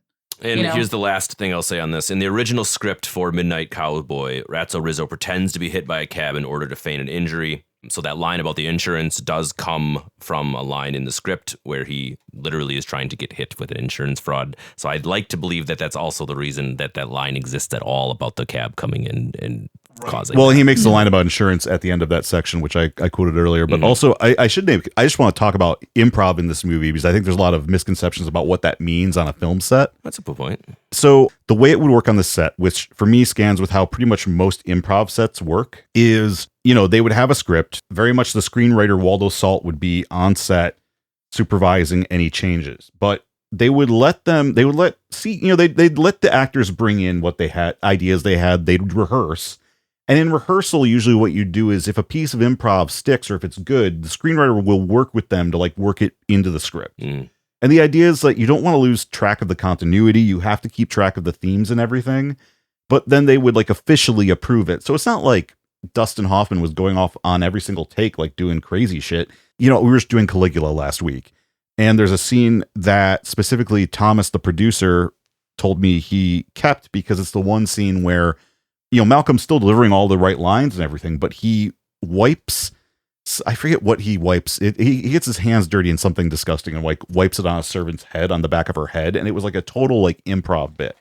And they kept it in that one shot. That reminds me of Django Unchained with Leonardo DiCaprio's character when he's screaming and he cuts his hand. Right. And they keep that scene in there of him actually bleeding, and that was totally just improvised. And Tarantino was like, that's the one I want. But some stories like that are not necessarily true, like The Passion of the Christ, where, you know, Jim Caviezel claimed, you know, he said he got whipped and actually like, oh, so I see. So back to the original argument that it could all be backed and nothing's fake, or everything's nothing's real, everything's fake. What I'm saying is, take any Hollywood story like this that's become legend and just test it, because there's so many now that we've found out on this podcast are either mixed or not true. All right. Does it matter? Well, that's the other thing. It's like, what's true, the truth or the good story?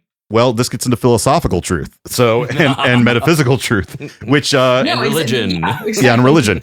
No, I mean, I think that's a thing with Catholicism, is sometimes truth is about looking at the greater whole. And, you know, in these stories, it's like, yeah, I mean, we can get technical about what improv consists of and not, but at the same time, I don't think it would be the same movie if Dustin Hoffman and Jon Voight weren't experimenting a little bit on set. Hoffman trying all the car doors on the cars and like looking for change, that's totally some actor business. You know, that's something he brought to the table. And again, your whole thing, Stephanie, about auteur theory, this movie changes so much based on the actor's choices. I could go off on this one a little too much, so I'll just stop so we don't get completely derailed. Rizzo tries to hook him up with a client.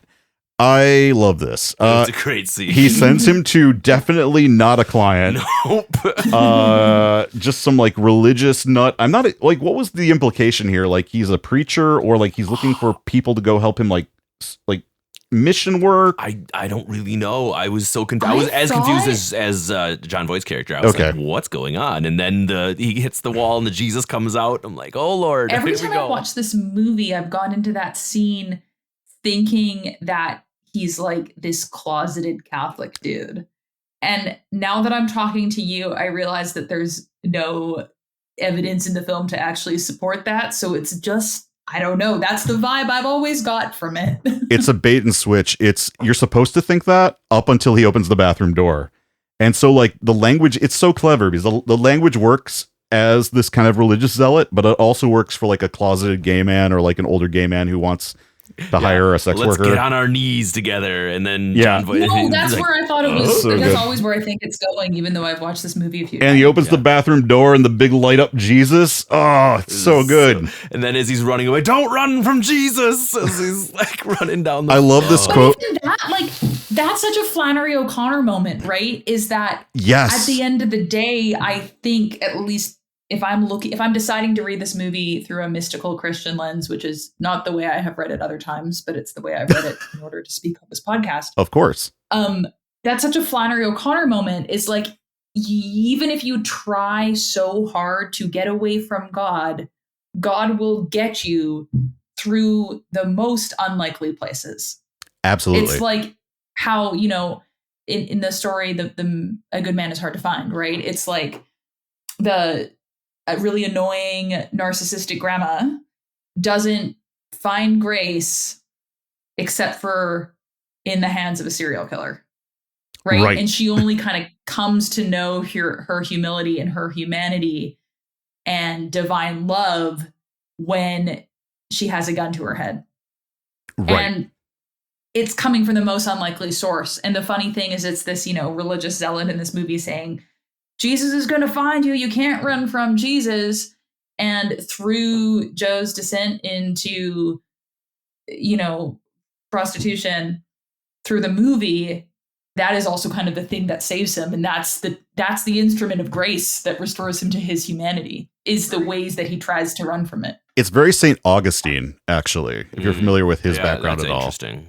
Yeah. Because Augustine, for those who don't know, famously, like early in his life, very much a partier, a womanizer, like somebody who was very much getting into some bad stuff, getting into trouble. And, you know, his mother, who's also a saint, prayed for him. And eventually he became one of the biggest doctors of the church through this transition of grace. I don't know if he would have gotten there had he not gone and fallen like to the bottom, right? I don't think so. It's interesting. We end up in a very sunny Miami. He's changed his clothes. He's changed his approach. Not that like the work he's doing it's still work, but it's the change is what I'm talking about. The shift in him figuring out who he is, I guess, more so finding his authentic self by the end of the movie. You know, as someone who's, you know, in recovery myself, like I always sometimes question whether or not you're religious. I think most people would classify as like, that's pretty fucking not good. Like pretty objectively sinful. I mean, that's a weird word. I don't love that word, but like, you know, pretty objectively, like not what you would hope that your child would grow up to do. Right. Right. And yet it's like, I don't know, man. I feel like everything I did was like so 110% necessary for me to get to the other side of it. I almost feel like it's like bouncing a ball. You can only like jump up so high as you hit the floor, right? Yeah. And I think I trust people who have done bad shit way more than I trust people who have lived spotless lives. Honestly, like some of the best people I know in my life have or were or are sex workers. They're people who have done some type of sex work. Because there is a lot of empathy required to do that. And some of them are Catholic. I know people who are practicing Catholics who have done sex work. And they don't regret that. But I just think that when you see and experience more humanity, you're more likely to have more empathy and really be able to tap into like the truest parts of Catholicism, which really have to do with looking out for everyone, looking out for each other. Yeah. Love thy neighbor. Love thy neighbor. You know? This movie is a great example of that. It's like living in cities for a while, you see some crazy stuff. I've watched my friend show up to his house only to have it like taped off by the cops because he found out his roommate was in the last month criminal. You had the FBI in your neighborhood, Bill. What's that? The last month you had the FBI in your neighborhood. Yes, we did. So like that's super cool. Just saying. I mean, like there's a lot of people are on edge right now in my neighborhood. So like, you know, I've seen some stuff and I feel like some of the most out of touch with the core of the Gospels and Catholic teaching people I've met in my life are people who are so far from the bottom. Like they've never hit the bottom, whatever that looks like. So far from the bottom. Yeah. And honestly, like, good for fucking them, man. Like, great, man. Like, yeah. I love that for you, but also, how boring. Yeah. Look, I got good stories. I mean, I think this podcast has benefited from some of that, at least. I'd like to think so too. I'd like to think so.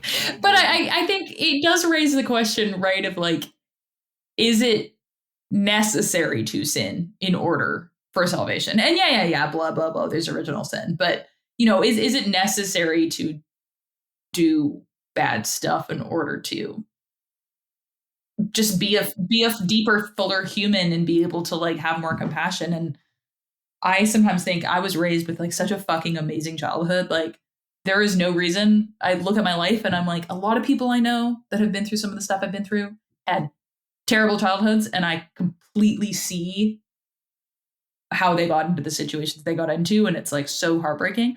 And I look at myself and I'm like, I don't know, man. Like I think I had the best first 15 years of my life. Like amazing family, great community.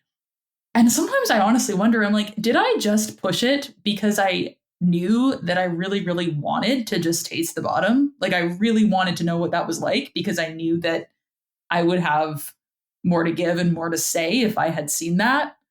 And in a way, it's kind of a shame because it's like, I wouldn't want this on other people. But I really think at some point, like, there's a lot of enrichment that comes, and you see that in Joe Buck's story. It's like, I don't think that he would be transformed the way he's been transformed by the time he gets to Miami if he had stayed in Texas.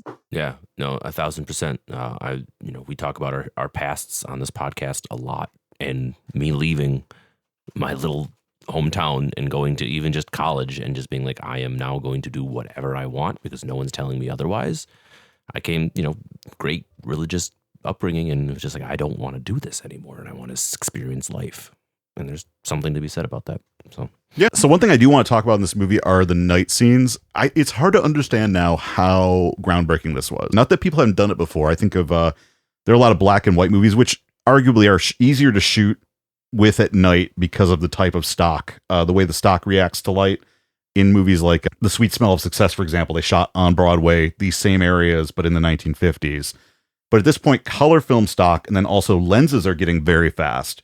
So they're able to shoot in Times Square at night with no extra lighting. This is an area where I'm not exaggerating. They're literally shooting just in natural light. And it creates some of the coolest shots in this movie of him just walking around, passing all these other cowboy hustlers and like other hustlers on the street. And I love the cut between night and day. That is so awesome. And the way they did it, it looks like it's lined up perfectly. It's not, but it's like so close you don't notice it. And it's just again, another really cool innovation in this movie I want to mention. Scenes that don't need dialogue. They just need a soundtrack or a score and people in it. And I will say, having been broke before, him staring out at food in a cheap diner outside is highly relatable. I've been there. It's wild how much they are scraping by in this movie. The desperation of every cent and what every dollar means to their survival is very, especially in the second half of this film, is they really just start rocketing down the hole. I love this vintage cafeteria, which reminds me of like the Beloit. You ever heard of the Beloit in Chicago? No. If you ever watch Anthony Bourdain's show? Yeah, definitely. Obama took him there. It's one of Obama's. Oh, yeah. Okay. It's by UFC in Chicago. Yeah. It's one of Obama's favorite places to eat. I discovered the place because I was going to a screening they were doing an Ozploitation screening series at UFC, University of Chicago.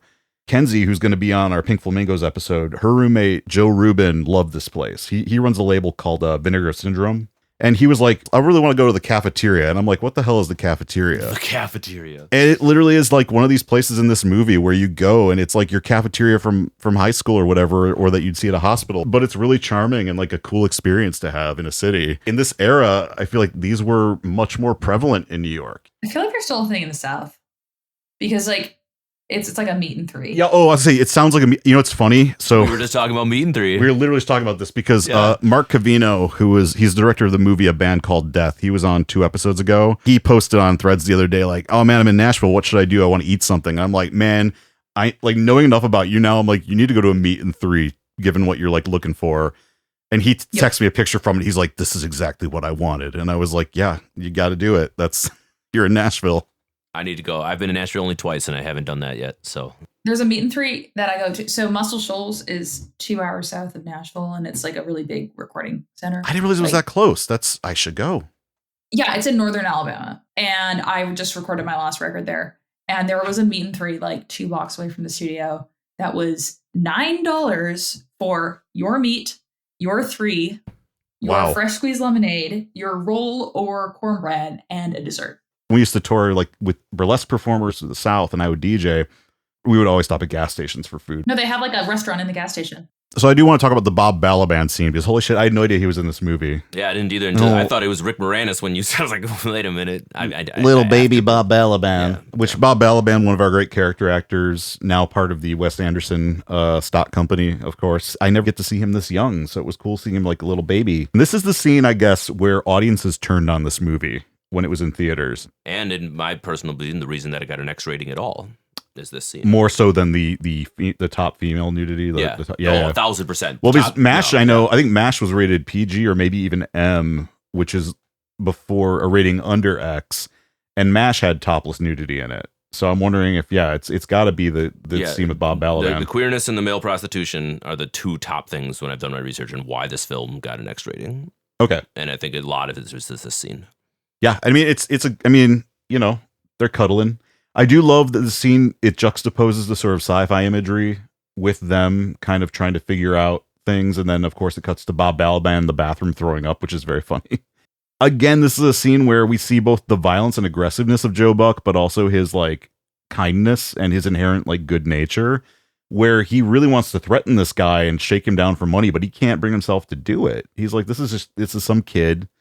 I think the directors, they referred to Bob Balaban's character as like a bar mitzvah kid. Yeah, like an evangelical queer boy, I think is what I saw in some references. So. Yeah, but the director and producer specifically said it's like his grandmother gave him money to go get this for like his bar mitzvah, which I thought was a twisted. No, it is take. It's giving bar mitzvah money for sure.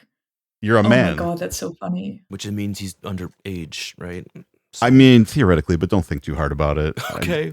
I don't think we need to think that. I mean, the book, I haven't read the book, so that's a whole other. All right. Yeah. I mean, that's the one thing that I feel like this movie, I don't like to evaluate adaptations based off, did they do a good job with the source material? Right. Or I try to kind of, judge them on as a self-contained thing. But I will say, like, that's one thing that I would have loved to have more of. Is the exploration of his backstory and like the sexual assault in Texas. Yes. More because of that. I think that I don't know. I just think that, like, obviously, as someone who watches and engages with like a lot of queer media and thinks a lot about queer representation in 2025, like that means something very, very different in 1969.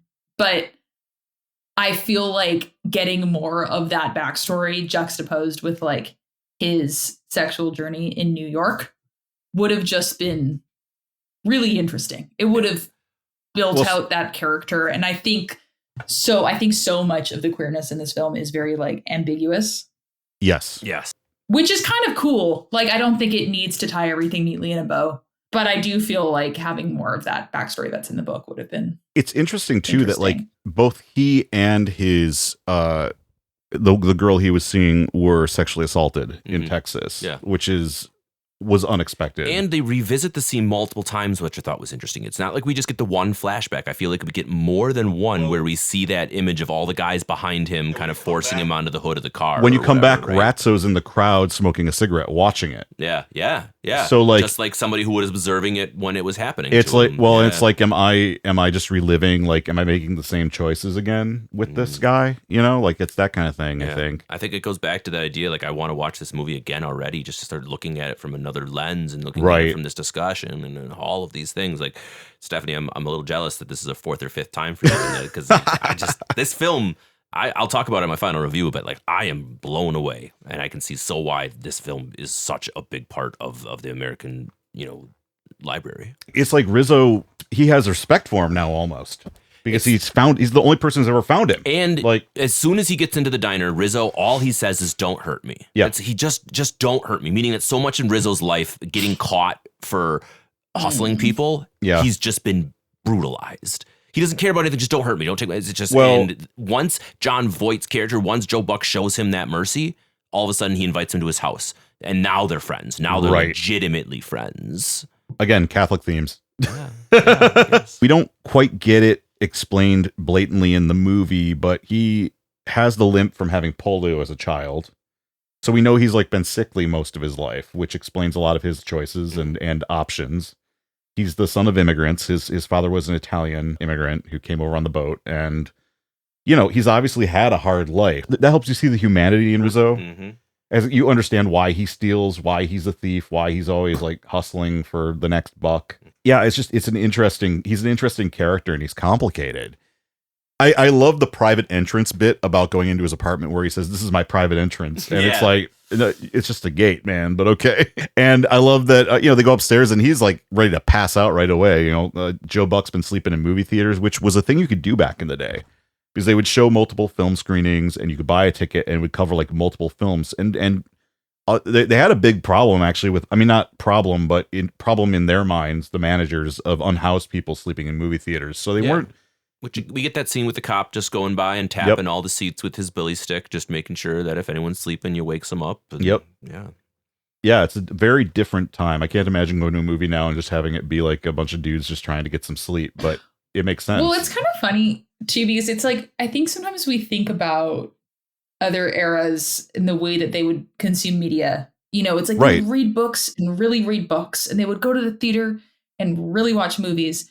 And the world sucks now because of TikTok, which is true. But also, yes, absolutely. But also, there's always been dumb, mindless vegging and binging Netflix series. It's just you would do it at an all-night movie theater, or you would always trade in serious literature for your like little weekly. That was good for me because I definitely look at the past with rose-colored glasses when it comes to viewing films. But it's like, no, there's always been seedy theaters that you don't really pay attention to what's on screen. That is just now on our phone.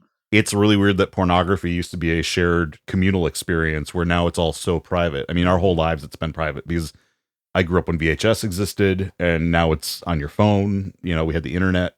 The communal shame is no longer there. Absolutely. So yeah, it's a very different environment. Wow, that's wild to think about. Isn't it? If you weren't like a total just degenerate, like wearing your raincoat, because a lot of the guys would go with like a raincoat with nothing on under it. Like if you're a fairly normal person, but you want to see some nudity, you're like, I gotta sit next to these guys. I just want to see some, see a dirty movie. It almost destigmatizes it. You know what I mean? Like in a way, I do wonder if our online anonymity has in some ways made us like more prudish, because now you can sex hide more. Completely exists on a private screen. I've been lucky enough to go to a few Grindhouse movie screenings where there's something magic about feeling the discomfort in people in the room with you. Yeah, I can't say I've ever experienced anything quite like that. Yeah. So it's pretty cool to like go to an uncomfortable movie that's controversial and watch people walk out, or watch people squirm in their seats or feel uncomfortable. It makes you feel alive. Or like watch people really be into it and just be like, interesting take. Fun story about that. When I first moved to Chicago, there was this like kind of biker themed bar, but on the weekends they would do what was called Smut and Eggs, where this older guy would screen like 2 adult films while you were having like omelets and stuff at like midnight. I went one time because I was just like, I need some eggs, man. I'm hungry. And they're like, well, we're going to this thing. And I'm like, fine, I just want eggs. First of all, I'd never seen these movies before. So I'm just like, this is goofy as hell. What the hell? And this guy was like, had these like sheets he was passing out. He goes, here's the guide to the movie. And it gave like a whole break. It's like what we do. It's like a podcast, but like a printed piece of paper. And I'm sitting there having an omelet. Like, oh, this is actually really fascinating, interesting stuff. That's crazy. But he was so into it, like such an expert. And I was like, I appreciate this. I never want to be the porn expert guy though in my life. You know what I mean? Like I was like, you do you, man. Neither do I. But I kind of love that he exists. Exactly. And I think yeah. It's like one of the cool things about, it's interesting that you bring up that like we both have a connection to the burlesque world, but like, yeah. What I always find people are so surprised at if it's their first time going to a burlesque show is like how funny it is. Yes. And I think it's like if we get these more kind of communal, I don't want to say like communal experiences of sex because that sounds like just an orgy, but like I think in America right now, it's like taken so seriously. It's this very puritanical, like everyone on both sides of the political spectrum. It's like there's so much moral weight attached to it. it's experiences like that where you can kind of also view it as this thing that's just really honestly absurd and really I think goofy. about that when I've been to a drag show a time or two, and that's a very, very similar idea. The communal, very funny, very everybody just get up and be fabulous and have a good time. We're all programmed to be uncomfortable at both, too. That's the thing. Yeah. And what I found from doing burlesque for a long time is, especially because I'm friends with all these people, is like, you start to realize like this isn't that big of a deal, and it becomes less of this weird thing where like you're weird about it. But I think that's a much healthier way to relate to things, right? It kind of, instead of like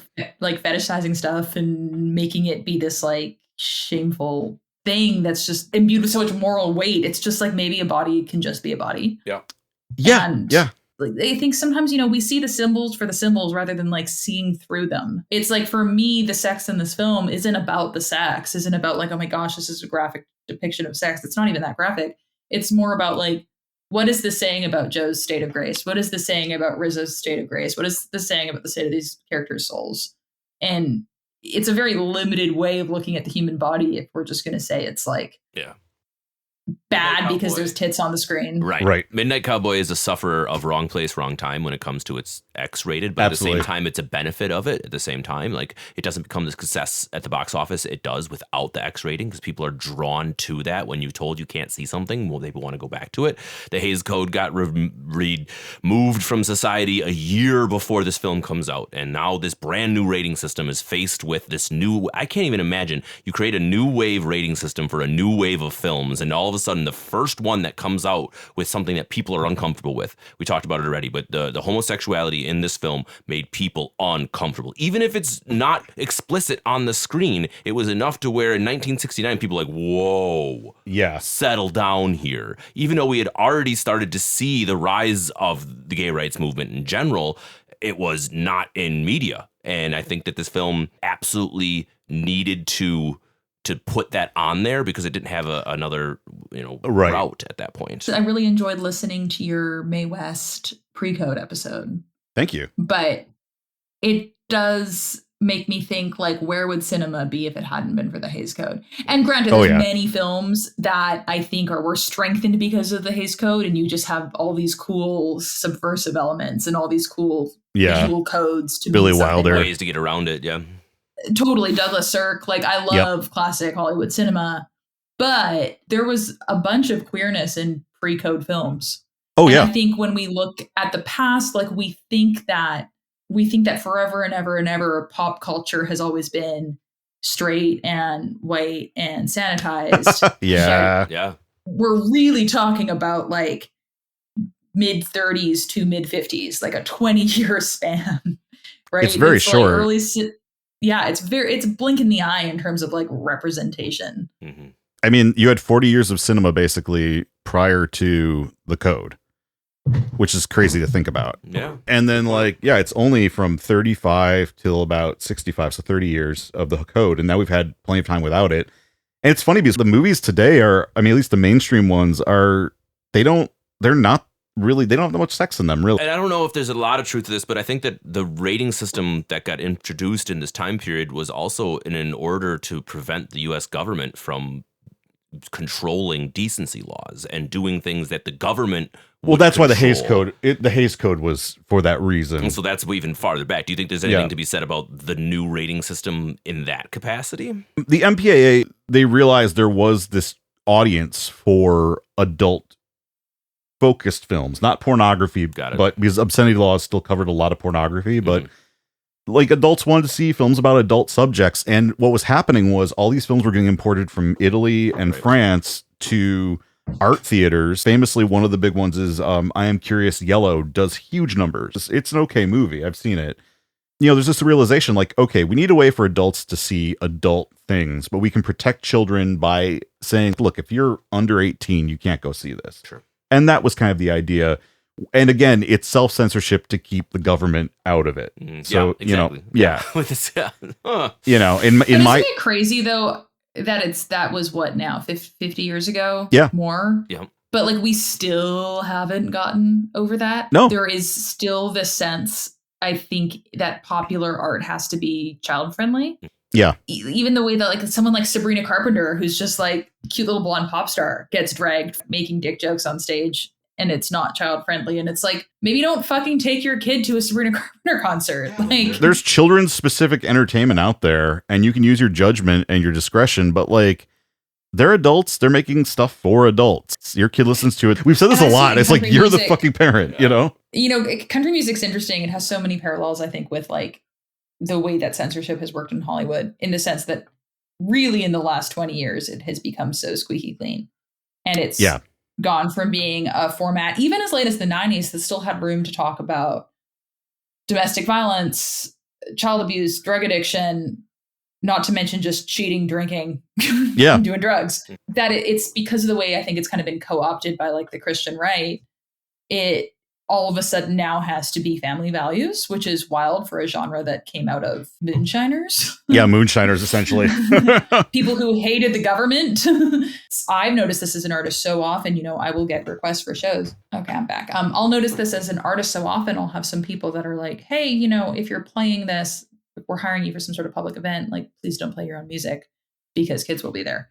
Totally fair. If I'm getting paid to be the cover band, that's totally fine. And they're clear with you, Yeah, that's totally fine. But my issue is when it's like that is somehow brought into conversations of music marketing in general. And it's like, shouldn't adults be allowed to make art for adults? You run this with drag a lot. They don't get that, like, drag, you can do non-blue drag. There are drag brunches that people take their kids to. And like, yeah, if you're not comfortable with drag, don't take your kid there. But like, drag performers have kids or nephews and nieces, and they get how to do blue and non-blue material. Even with burlesque, there are burlesque performers who don't do burlesque that's not blue, because it's, but they do other types of acts that have nothing to do with that. Because I know people, for example, who are sword swallowers. So if they're going to do sword swallowers and they know there are children there, they're going to wear a age-appropriate outfit. And they're not going to do the burlesque number they might do with sword swallowing. You know what I mean? It's stuff like that. We have a nationally run organization that does drag queen story hours. Like, they've been around since 2015. Like, that's a thing that's becoming more and more. But they always find ways to try to accuse those people of being inappropriate or sexual, which they're not. Yeah, they're not. And I'm not saying, like, I'm actually all for things being sanitized for kids. Like, I'm all for having media that is centered for kids, that is made for kids. Because I do think that young people need different media and should be more protected because they're young. Yeah, they're young. Absolutely.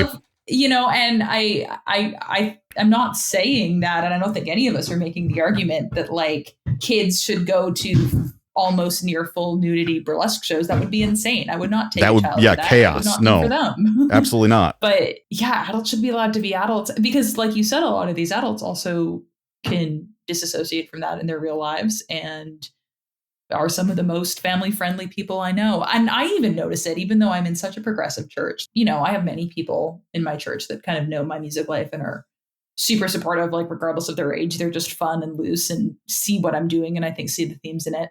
But there's definitely some people who don't. Like, I had this one, bless his heart, he's great, but he was listening to some of my stuff. This one person I go to church with and was just like, are those stories true? Like, are they about things you've actually done? And I was like, yeah. And he's like, well, you don't seem like that type of person. And I'm like, well, obviously I'm not fucking that type of person at church. Like, yeah, right. Obviously I'm not showing up to mass wearing a corset. That would be insane. Like, there is a time and a place. And I think that no one is saying that there's not a time and a place. It's just an absurd argument. And yet movies like this movie need to exist for grown people who can make their own decisions. So I love that we're in this diner hanging out with Rizzo and these like a filmmaker who looks like Andy Warhol-ish kind of like these people look like they're straight out of the factory, come over, take a photo of Joe, and then hand him a slip of paper. And I'm like, yep, this scans. I've seen this before. And I love that they just ignore Ratso. They only pay attention to Joe Buck. And immediately Joe's like, I'm special. Everyone wants me. And it feeds right back into that little innocent vibe that he had. Yeah. And they end up at this like Warhol-esque party, which has all this free food and booze and drugs. It's a happening, it's as they would say back in the Joe day. gets For a me, joint. it's the fact that they're like, they make the salami and the like cured meats look very aesthetic. Load up on salami is my favorite line in this movie. I relate to that so much. Two things I relate to heavily in this movie: load up on salami and selling your plasma for money, because I have done both. Okay, I relate to both of these situations. In my 20s, I was often broke or working for pretty low wages. And yet, because I was in music, I would get invited to some pretty cool exclusive parties or like things that were like sponsored parties by like liquor companies. What you were talking about earlier about with the CMAs and the parties going on, that kind of stuff. But I would feel totally out of place. You know, you eat, you snack, but on your way out, you're like, load up on salami, get a napkin and just put some like cold cuts in there, some bread. You know, one time I took an entire loaf of bread under my arm and left. But that's the biggest mindfuck that like people who aren't in the entertainment industry realize is you can be like so broke and do the coolest like, balling shit.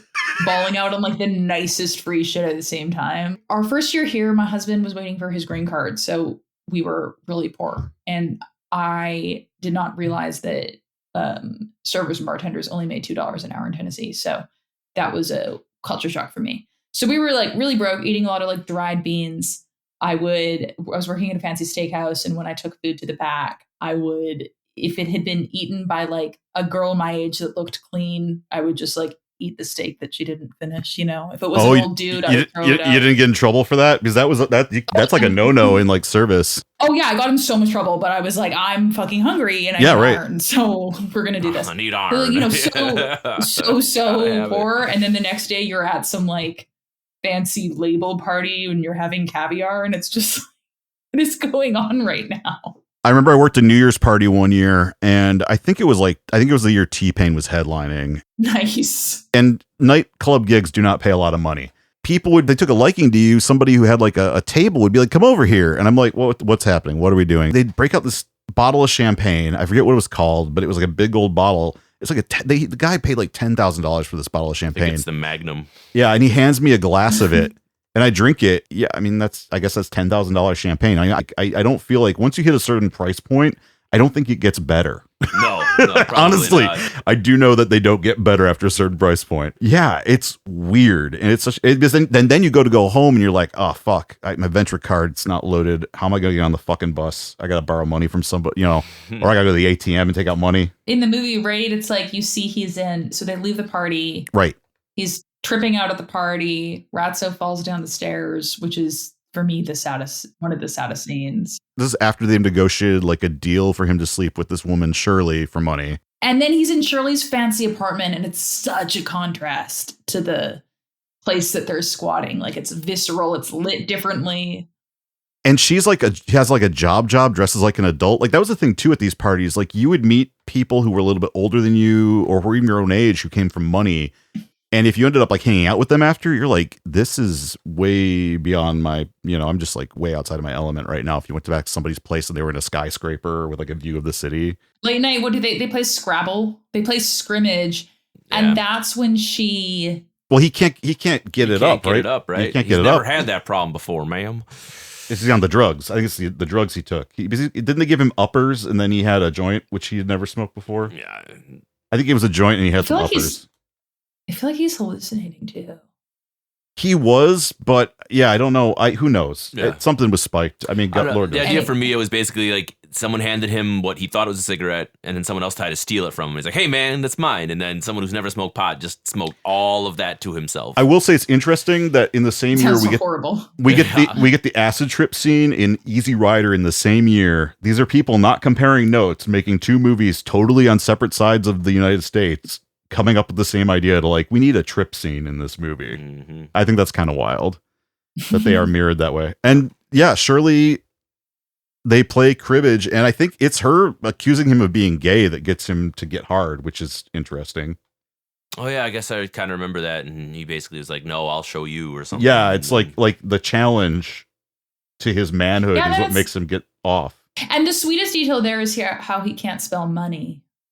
Yeah. Yes. Yeah, that right. There's Why is that a so sweet tender detail about that? Like, he's just so vulnerable. Yeah. So innocent, so not streetwise, just hadn't seen the world. And then Shirley, after sleeping with him, I mean, he was good enough that she encourages him to like sleep with other women, and she's calling her friends to like basically create a client base for him. I love this detail that she's doing this while he's pouring perfume, I think, into his boot. Like a lot of it. It's perfume, right? Like, I'm not okay. He's and it's a lot of it. Cologne or perfume. That's going to smell terrible, and your feet are going to get nasty. Oh, is the money sign the Broadway building, right? So that's quite the Yeah. MON. Oh, Yeah. duh. Okay, come on, Kevin. Sorry, I'm just making. Come on, Kevin. God, pay attention. God dang it. He has this poor person problem though of like, and I say that as somebody who is impulsive, of just like spending the money right away. Mhm. He goes out and gets medicine for Rizzo, and I love the detail where Rizzo just says, I could have stolen that. What are you doing? He bought him some socks, some new socks, but Rizzo's not doing great. The fact that he spends like Joe Buck again, just the more we go through this, I'm like, yeah, Joe Buck is just Jesus. Like, As soon as he said that, I'm like, there's a Jesus argument again. He's spending it all on stuff for other people. Yeah, he's this good-hearted, kind-hearted guy, even taking care of this guy who's screwed him over before and like treated him poorly. The decision to take him to Florida, he didn't have to. He very much could have just left him. Right. And, he could just let him die. Well, he says that, right? Rizzo says if they find out that I can't walk, they'll take me to a whatever. Yeah, whatever the shitty hospital is in New York. Yeah. Which is not fun. And I mean, it's crazy to me that like Joe, his career's finally looking up and he decides that he's going to help Ratso to the point of picking up a man who, kind of chickens out and doesn't really want to sleep with him eventually. And so he ends up being like, well, you got to pay me. I need money, because the whole point of him sleeping with this guy is to get money to take care of Rizzo. Basically ends up assaulting the guy. And again, Jon Voight can play it with such vulnerability and aggressiveness at the same time. You can see the internal conflict of like the desperation of, I need to take care of this guy. I need to get medicine for him and get him on this bus. But also, I don't want to hit this guy. I don't want to hurt this guy. What am I doing? It's really a sad, tragic scene with this gentleman who he picks up. But that allows him to get the money. He ends up forcing the drawer open basically to get the money to get them on the bus to get out of town. Right. We don't know a lot of the motivations at that point. Like, we kind of see what we have, but they've been talking about Miami for a while. Yeah. There was the Miami Dream sequence, which I just loved from earlier in the movie when they're on the beach. The fever dreams in general, any of those surreal moments in this film are really unique. I think that just do a simple job of changing the filter on it. It feels like, and it kind of obviously seeing Rizzo running on the beach and things like There's that. There's some soft focus and things too going on, and they get on this bus to Miami, and Rizzo's just sick. At one point, he is incontinent, pees himself, so that Joe goes out, buys new clothes. I don't know why that's a sweet scene, but it is, because they're sitting there just laughing. So vulnerable. It just makes him laugh and realize, like, it doesn't matter. Just be you. It's okay. And I'm just like, man, these guys. They got a weird friendship, but it's sweet. Yeah. I know. And Joe Buck goes and sheds his cowboy boots. His whole look gets new clothes. When he threw those in the trash, I was like, whoa. Yeah. Like, it was just a super poignant. Didn't try to sell them, didn't do it, just threw them. Well, then he's a different person now. Exactly. He's changed his whole thing, and it's symbolic of that. He gets back on the bus. They're talking about what they're going to do in Miami, and he looks over and Rizzo's dead. It's just like so hard. So I talked about it earlier. We had talked about this on A24, and during that conversation, and to my Eric's credit, I don't think he realized that I hadn't seen the film yet. Okay. He mentioned that Rizzo dies, and so I go into this already knowing that that's the reality of what's going to happen, and I don't consider it a spoiler. I really don't, because I didn't escape it. I've known about it. You just kind of felt like that was the natural progression. But I thought that death scene was really, really, really good. The choice to have him die with his eyes open, I don't know why that was such an artistic choice, but it worked so well for me personally.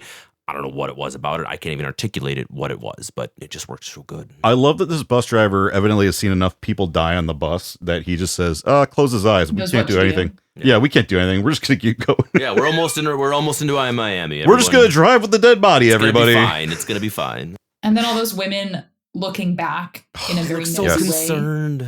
That to me felt like a very Flannery O'Connor scene. Think about the people on the bus before he got to New York City, and now where he's at. That same person is now on a totally different bus, but a totally different person. This film, my heart. I'm so glad you liked it. And it's sad. Like, I was really hit by how sad that last scene was this time, but it's also like, if you're gonna view it with can I make an argument that this is an explicitly Christian story, which is what I'm trying to do this time around, my fifth time around. The end is so sad. That utter loss is what sanctifies Joe, right? It's like, it's very sad. Death doesn't have the final victory because through this story and through this journey, Joe has found himself, and he's been restored to his humanity, and he's been restored to his innocence, and he's been restored to his capacity to love. To me, that's just such like a deeply Christian story, is the idea that like it's still a happy ending, even though someone dies.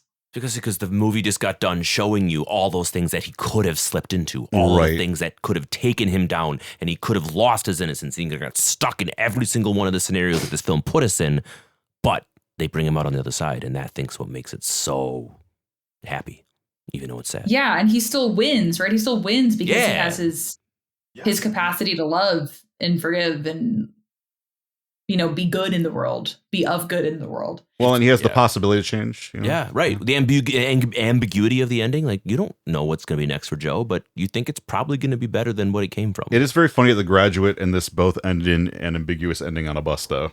Oh, yeah. I guess don't spoil too much for me on The Graduate, but I said it's ambiguous. I didn't say what happened. That's fair.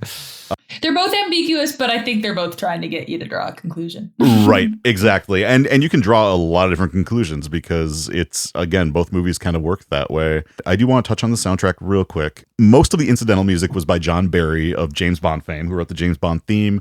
Most of the soundtracks of the 60s and the 70s up until like the late 70s, but also writer of tons of great themes you would know. This also includes music written by Warren Zevon, who a lot of people only know for Werewolves of London, but an incredible Midwest singer-songwriter, wrote some amazing songs, and I had forgotten he was even on this. It was performed by Leslie Miller, the song.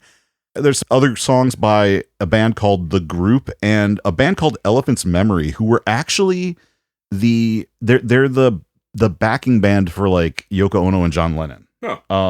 Early on, and their solo albums are really good. I highly recommend those. So really classic. Again, like the main theme and Everybody's Talking have been recorded by so many easy listening groups. I'm pretty sure there are also disco versions at some point later in the 70s, but like every easy listening act, Ferrante and Teicher, Martin Denny, it's wild how often this was covered. Yep. I'm glad we all like the movie, everybody. Yeah. We all like the movie? Yeah, definitely. You know who had mixed feelings about the movie? I bet you're going to tell us. The Catholics. Yeah, them Catholics. So let's go to commercials real quick, and then we'll come back and find out what the Catholics had to say.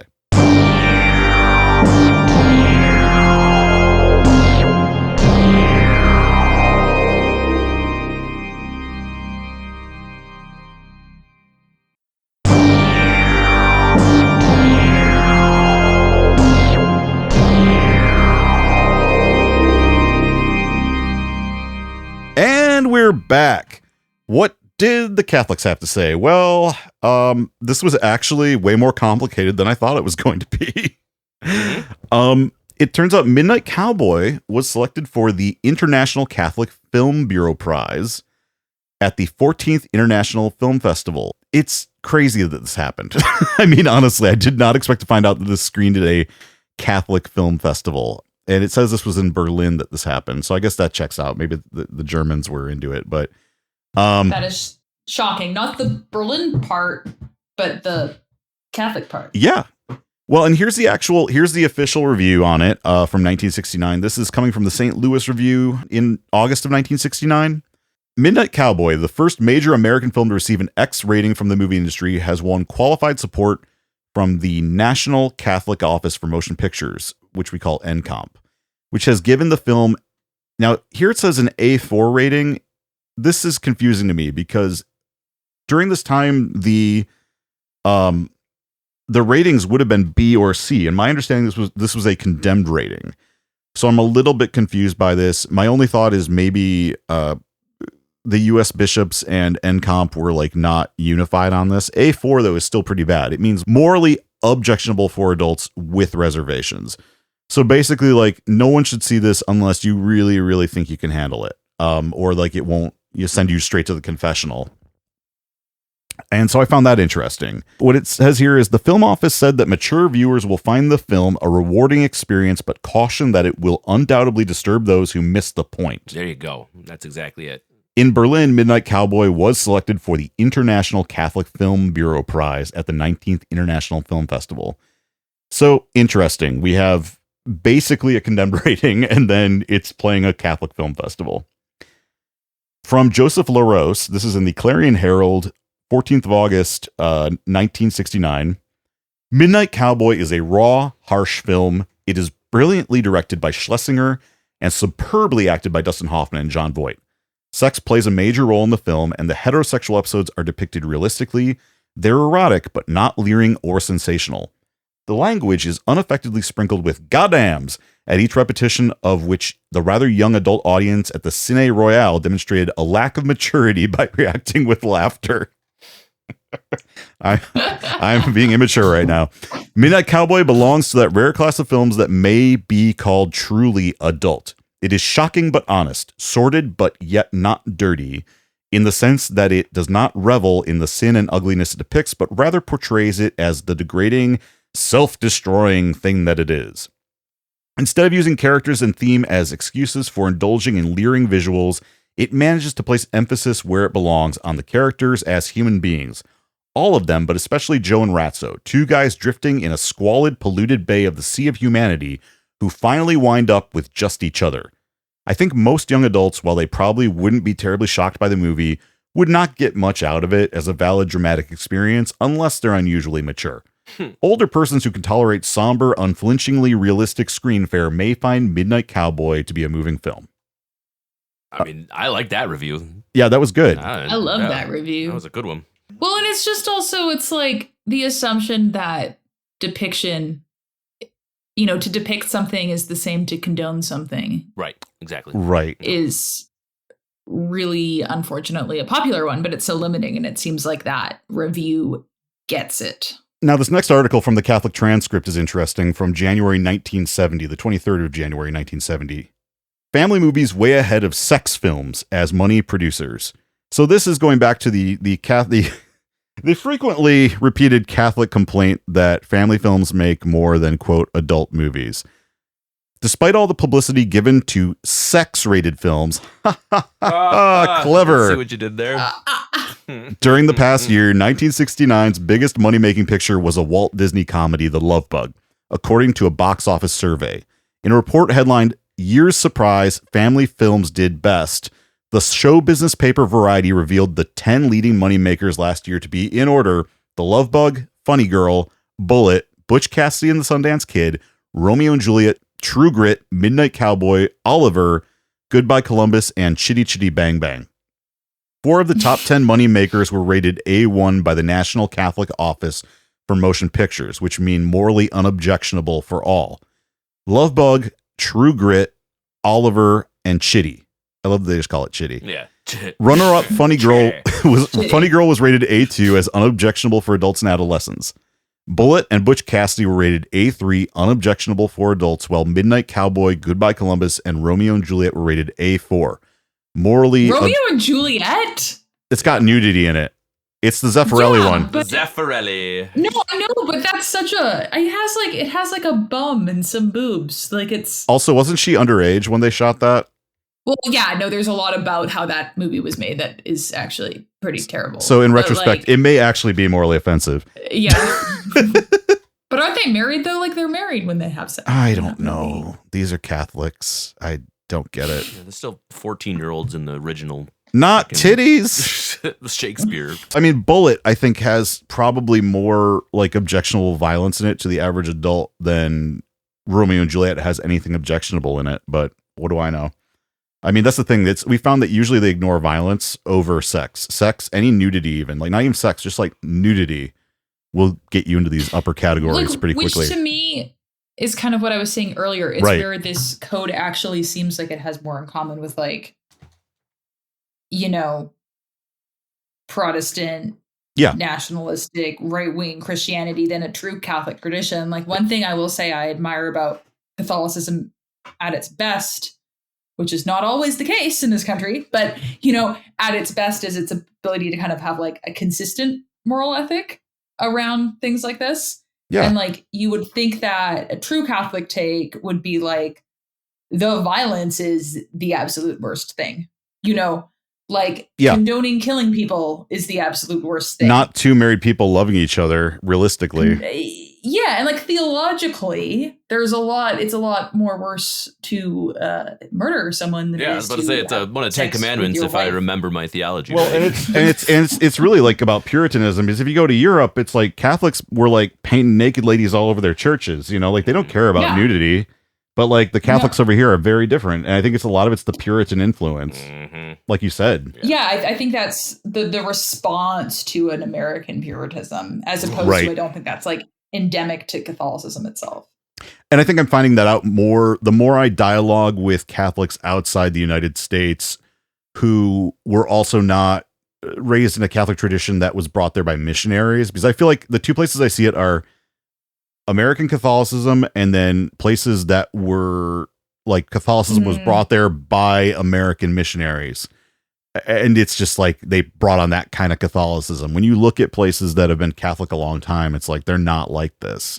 To the point that we've brought up that like the Vatican film list has like Louise Buñuel, who was famously anti-Catholic, but also would talk about Catholic themes a lot.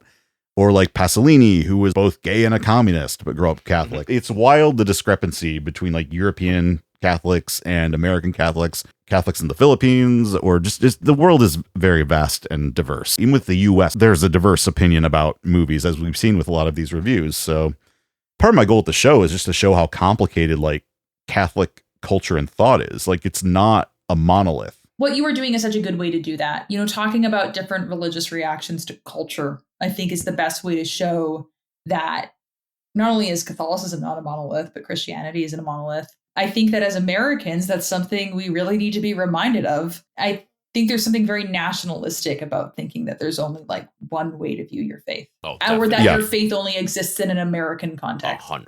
That was something I was kind of told growing up and raised growing up. The more I study actual Catholic like journalism, I'm not saying I'm going back to being Catholic, but I just feel like I have way more of a complicated, nuanced, compassionate understanding for why a lot of people stay despite the issues, if that makes sense. It's interesting when you go back and look how far back this diversion is happening. Like, it's going back to the 1930s, the 20s, the 60s, the 70s. The Catholic Church loves to paint itself as universally in agreement, and it's like it could not be more like internally divided the more you actually read like what people have said. So I love this stuff. I mean, it's almost kind of sad what a vice grip like American Puritanism has had on absolutely, Catholic culture in America. I would say it goes back, to the like revivals in the late 1800s is maybe when the Catholic Church in America started getting really self-conscious. Do you know who Scott Hahn is?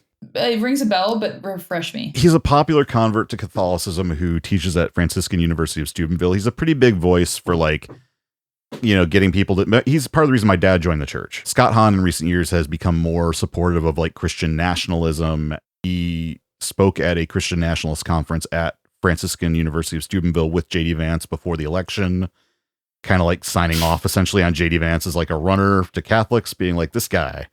And the thing about Scott Hahn a few years ago that really got me concerned about him is I really thought I respected the guy. And he posted something about, we need a new great awakening in America. And I'm sitting here going like, but I'm like, that is so anti-Catholic, right? It is anti-Catholic. Like it's the same, I feel like the idea of a great awakening is really similar to the idea of Protestants feeling like they need to be baptized multiple times in their 20s and 30s. Yeah. And again, I think so far, big caveat, you might have heard me be a little snarky towards that flavor of Christianity. And my big disclaimer here is that like, I am painting with a very wide brush. There are many evangelical folks that I know that I have deep respect for their faith and their theology, and there are really different flavors of it. Reading. Yeah. Like there are individuals in that movement and in that culture of American Christianity that I have a ton of respect for and I don't find problematic. I'm talking about big paintbrush strokes, right? It's like when you say the Catholics like, and like I'm like, who I'm talking about here. I'm not talking about everybody, but when I'm saying this, what I mean.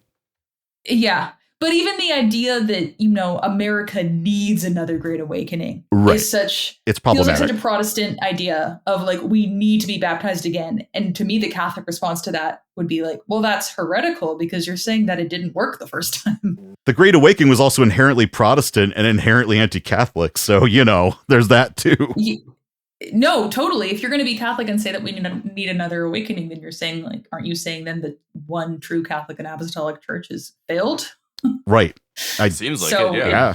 That makes no sense. So what do we all think of this movie? 3 hours later into our conversation. Pretty good job of talking about it, I think. We did pretty good. Yeah.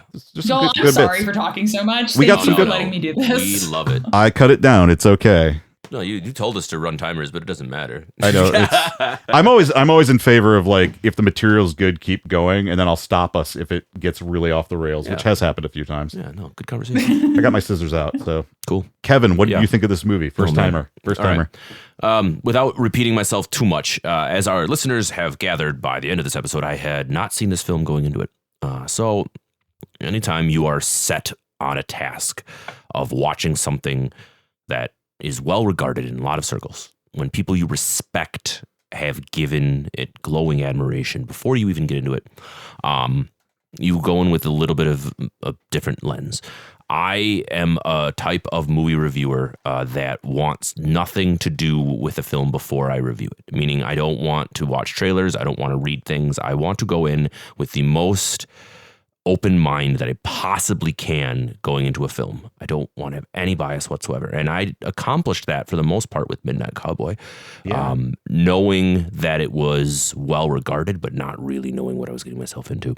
Anyway, like we had mentioned, within the first 15, 20 minutes, I am already hooked. I already want to know everything that happens with Joe Buck. I am absolutely enthralled with Rizzo's character. All I want is just to live in their lives. And that's a weird way to think about it because it's such squalor and so awful, but like I just want to follow them. I want to be a fly on the wall. I want to take this crazy little slice of life story and just live in those characters. And they did such a great job. I mean, I've talked about it 1,000 times already, but I want to watch this again. I want to watch this right now. I want to go home and just put it on again and just listen to that opening soundtrack and just feel the emotions and go through the stories. It's really fascinating to think back that this is the start, really, of Jon Voight and Dustin Hoffman. Yeah, we talked about The Graduate a little bit, but like these guys go on to be just absolute pillars in Hollywood, and it's a lot to do, I think, with this film. Well, okay, pillars in Hollywood, maybe not so. Don't pillars Google after them. The fact, but you get the idea. What I'm trying to say is, they go on. They do some great work. Yeah, from an acting standpoint, right? And all of that being said, is that I loved this film. I want to recommend it to anybody who is listening or who has never watched this film. I just want to talk about it. I work at a bar, and so I have the opportunity to talk about a lot of things, a lot of people. I talk about this podcast. I talk about my other podcasts. I talk about movies a lot. And as somebody who's really just discovering his love of movies over the last 5 years, it's been fascinating because I really didn't care. And now I'm just finding that I love everything about cinema and the art and everything else. So being an opportunity to look at this and review it from a complete open end has just been an absolute blessing. And I love it. And I'm really happy that I'm here. So great film. It gets all the highest regards for me. I can't really think of anything too bad about it. Honestly, I can't think of a critique. I just really appreciate this film in 2025. And I wish I was alive in 1969 when it came out, because I bet you it would have been just as cool of an experience watching it then as it is 50 plus years later. So there you go. Awesome. Stefanie, how was it for you this time around? It was great, man. This ages really well. It means something different each time. I do feel like I went into it this time trying to prove a point. Yes. To the dead bishops of the 1970s. So that might have, I mean, maybe some of them are still alive. I don't know. But I think this time I kind of maybe forced an interpretation on it. But I still love it. It gets better every time, man. There's like so many layers. I really haven't appreciated your take on some of the auteurism. That's an angle I forgot. And Bill just pointing out some of the like formal aspects and the lighting choices and the cinematography choices. I didn't know that it was shot with no artificial light at night, which is insane because the color is so cool. I love this film. And, you know, I will say this time around that it should get the Catholic stamp of approval in my humble non-Catholic opinion. And evidently it oddly did and didn't at the same time, which is my favorite type of movie. I love when they can't agree on it. I think that's the best. There's a lot of movies like that out there, and I think I really enjoyed this because here's the thing. I didn't talk about this earlier, but like growing up, you know, the new Hollywood, especially more conservative Catholic publications, like I'm going to throw National Catholic Register under the bus on this one, often painted the Hays Code as a good thing in their articles and would kind of poo-poo the new Hollywood era. Yes, it's more adult. Yes, there might be some more sinful things in some of these movies, but it also allowed for very intimate, interesting humanist, well, I guess maybe that's the problem, humanist filmmaking. Real Catholicism should be about authenticity. And the 30s through the 50s were really about a false veneer of like a false piety that I see more from fundamentalists or evangelicals, conservative evangelicals, obviously, as we've said. But to me, real Catholicism was always coming from people like Flannery O'Connor, who was willing to get into the muck, to look at just the real grit of humanity. Graham Greene's stuff is so much about, like, I think of like the Power and the Glory. This alcoholic priest is the only priest left in Mexico during a time when Catholic Mass was essentially banned from the country. And like, he's the only guy who can baptize people, last rites, things like that. And he's like the most alcoholic, broken person. And the book is all about how like, these are the people God uses to, do his work in the world. And I find that so much more compelling than the sort of sanitized, like goody stuff some people want in their media. I'd way rather have a story about this where it's like you have a literal sex worker, a scumbag hustler, and somehow they still manage to find grace and humanity despite all of that. To me, that's very Catholic. And that's the kind of stuff that got me passionate about being a Catholic, because the world is not perfect. The world has no easy answers. So why would you fucking look at the world that way? And I don't think Jesus would have looked at the world that way either. That's my take on this movie. I really enjoyed it. Yeah. I think I was lied to about New Hollywood and about some of these movies. And I think this movie is fucking great. I loved it. There you go. Yeah. Perfect. I think that this is a good take on New Hollywood. I think that later on you see some stuff just, I don't know. I think it was an era that got gratuitous. And I mean, somebody might get mad at me for bringing up Arthur Penn because he did make some very good movies, but he's a director who I sometimes feel like let the improv go a little too far, maybe like a little too loosey-goosey. There is a lot of this very loose filmmaking later on that almost feels like out of control. And I think that's why you start to see the shift back to the Spielbergs, the Lucases, all that stuff. The blockbuster takes over the 80s, basically. And we lose a lot of this very small, intimate storytelling. And it's kind of sad. But I can also see how there was stuff coming out that was just garbage that nobody wanted to see at the same time. And they needed to find a solution. And they saw that in Star Wars and Jaws. So these things go in cycles. It's like right now we're really sick of Marvel movies and superhero movies. At least a lot of us are.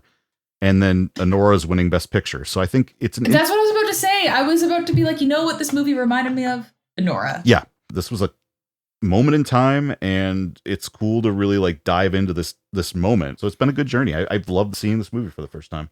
You got it, buddy. All right. Well, Stefanie, I hope you had a good time. I did. It's been lovely chatting. Thank you so much. I think I can tell. I think it's bedtime for y'all. It is. We are so. I think we're going to go have a beer and then fall over. Yes. Is the plan. Yeah, I beer is the plan. But it's fine. Well, thanks for letting me yap with y'all for 3 hours. No, this was awesome. I'm glad you spent time with us rather than your cool party friends and random celebrities. I don't know. Keith Urban, whoever's hanging out. I don't know. Keith Urban, that's your drop, Keith Urban. Well, thanks for letting me join y'all. I think this is such a cool concept. I think that, interrogating responses to the culture is one of the best ways of like seeing patterns in history. So I think this is a really cool series. And thank you. I got to talk about all of my favorite things aside from music because I get so sick of talking about music. So thanks for letting me talk about movies and God. Hell yeah. We should do it again. I'll have to keep you in mind for it because I think you were great on this episode. So we'll have to definitely talk about having you back again. And if you're ever in Milwaukee, you can come perform at my bar because I was going to say, I've never been to the Midwest. And I would love to check it out because I hear very good things. So we have, I think between the two of us, we have venue connections in Detroit, Chicago, and Milwaukee. Mm-hmm. So let us know.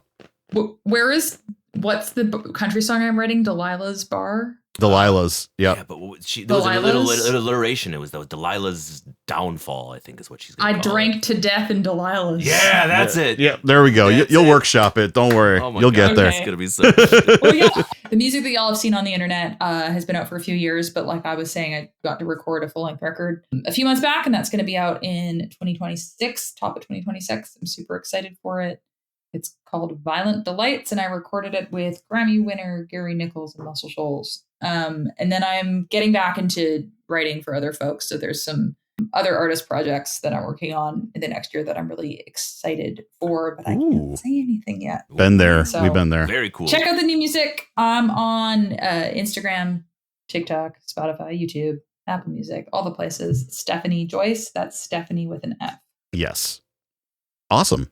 Cool. And you know where to find us. We are Morally Offensive 666 on most platforms. Instagram. We're probably most active on Instagram and TikTok. It was literally like we couldn't get Morally Offensive, and Cisco looked at me and we were doing The Omen for our first show, and I was just like, fine, let's do it. It'll be funny. And now it just pisses people off, and I love it. Yep. So it's a good time. I'm pretty active on Threads. I'm usually the one on Threads. We all kind of share the accounts, but I'm usually the one causing trouble on Threads. And we're on YouTube now. We actually have the podcast on YouTube, and the podcast is on all major platforms. So if you don't want to use Spotify, I've started adding all sorts of like smaller ones you can use, like Listen Notes. So there are options. That's where you can find us. Well, that about wraps it up for this episode of Morally Offensive. If you like what you heard, please rate, review, and subscribe to the podcast. This absolutely helps us gain traction and raise awareness about the show. Join us again in 2 weeks when we are decking the halls with blood as we take in the X-rated Christmas and horror classic, Black Christmas. Thanks for listening, and from all of us at Morally Offensive, go and sin no more.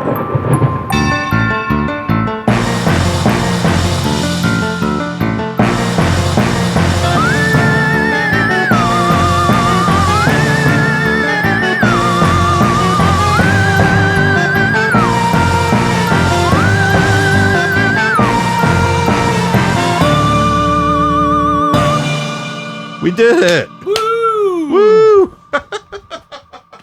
Thanks, guys. Yeah, thank you so much for Stephanie. This is awesome. I'll let you go to sleep. Thank you.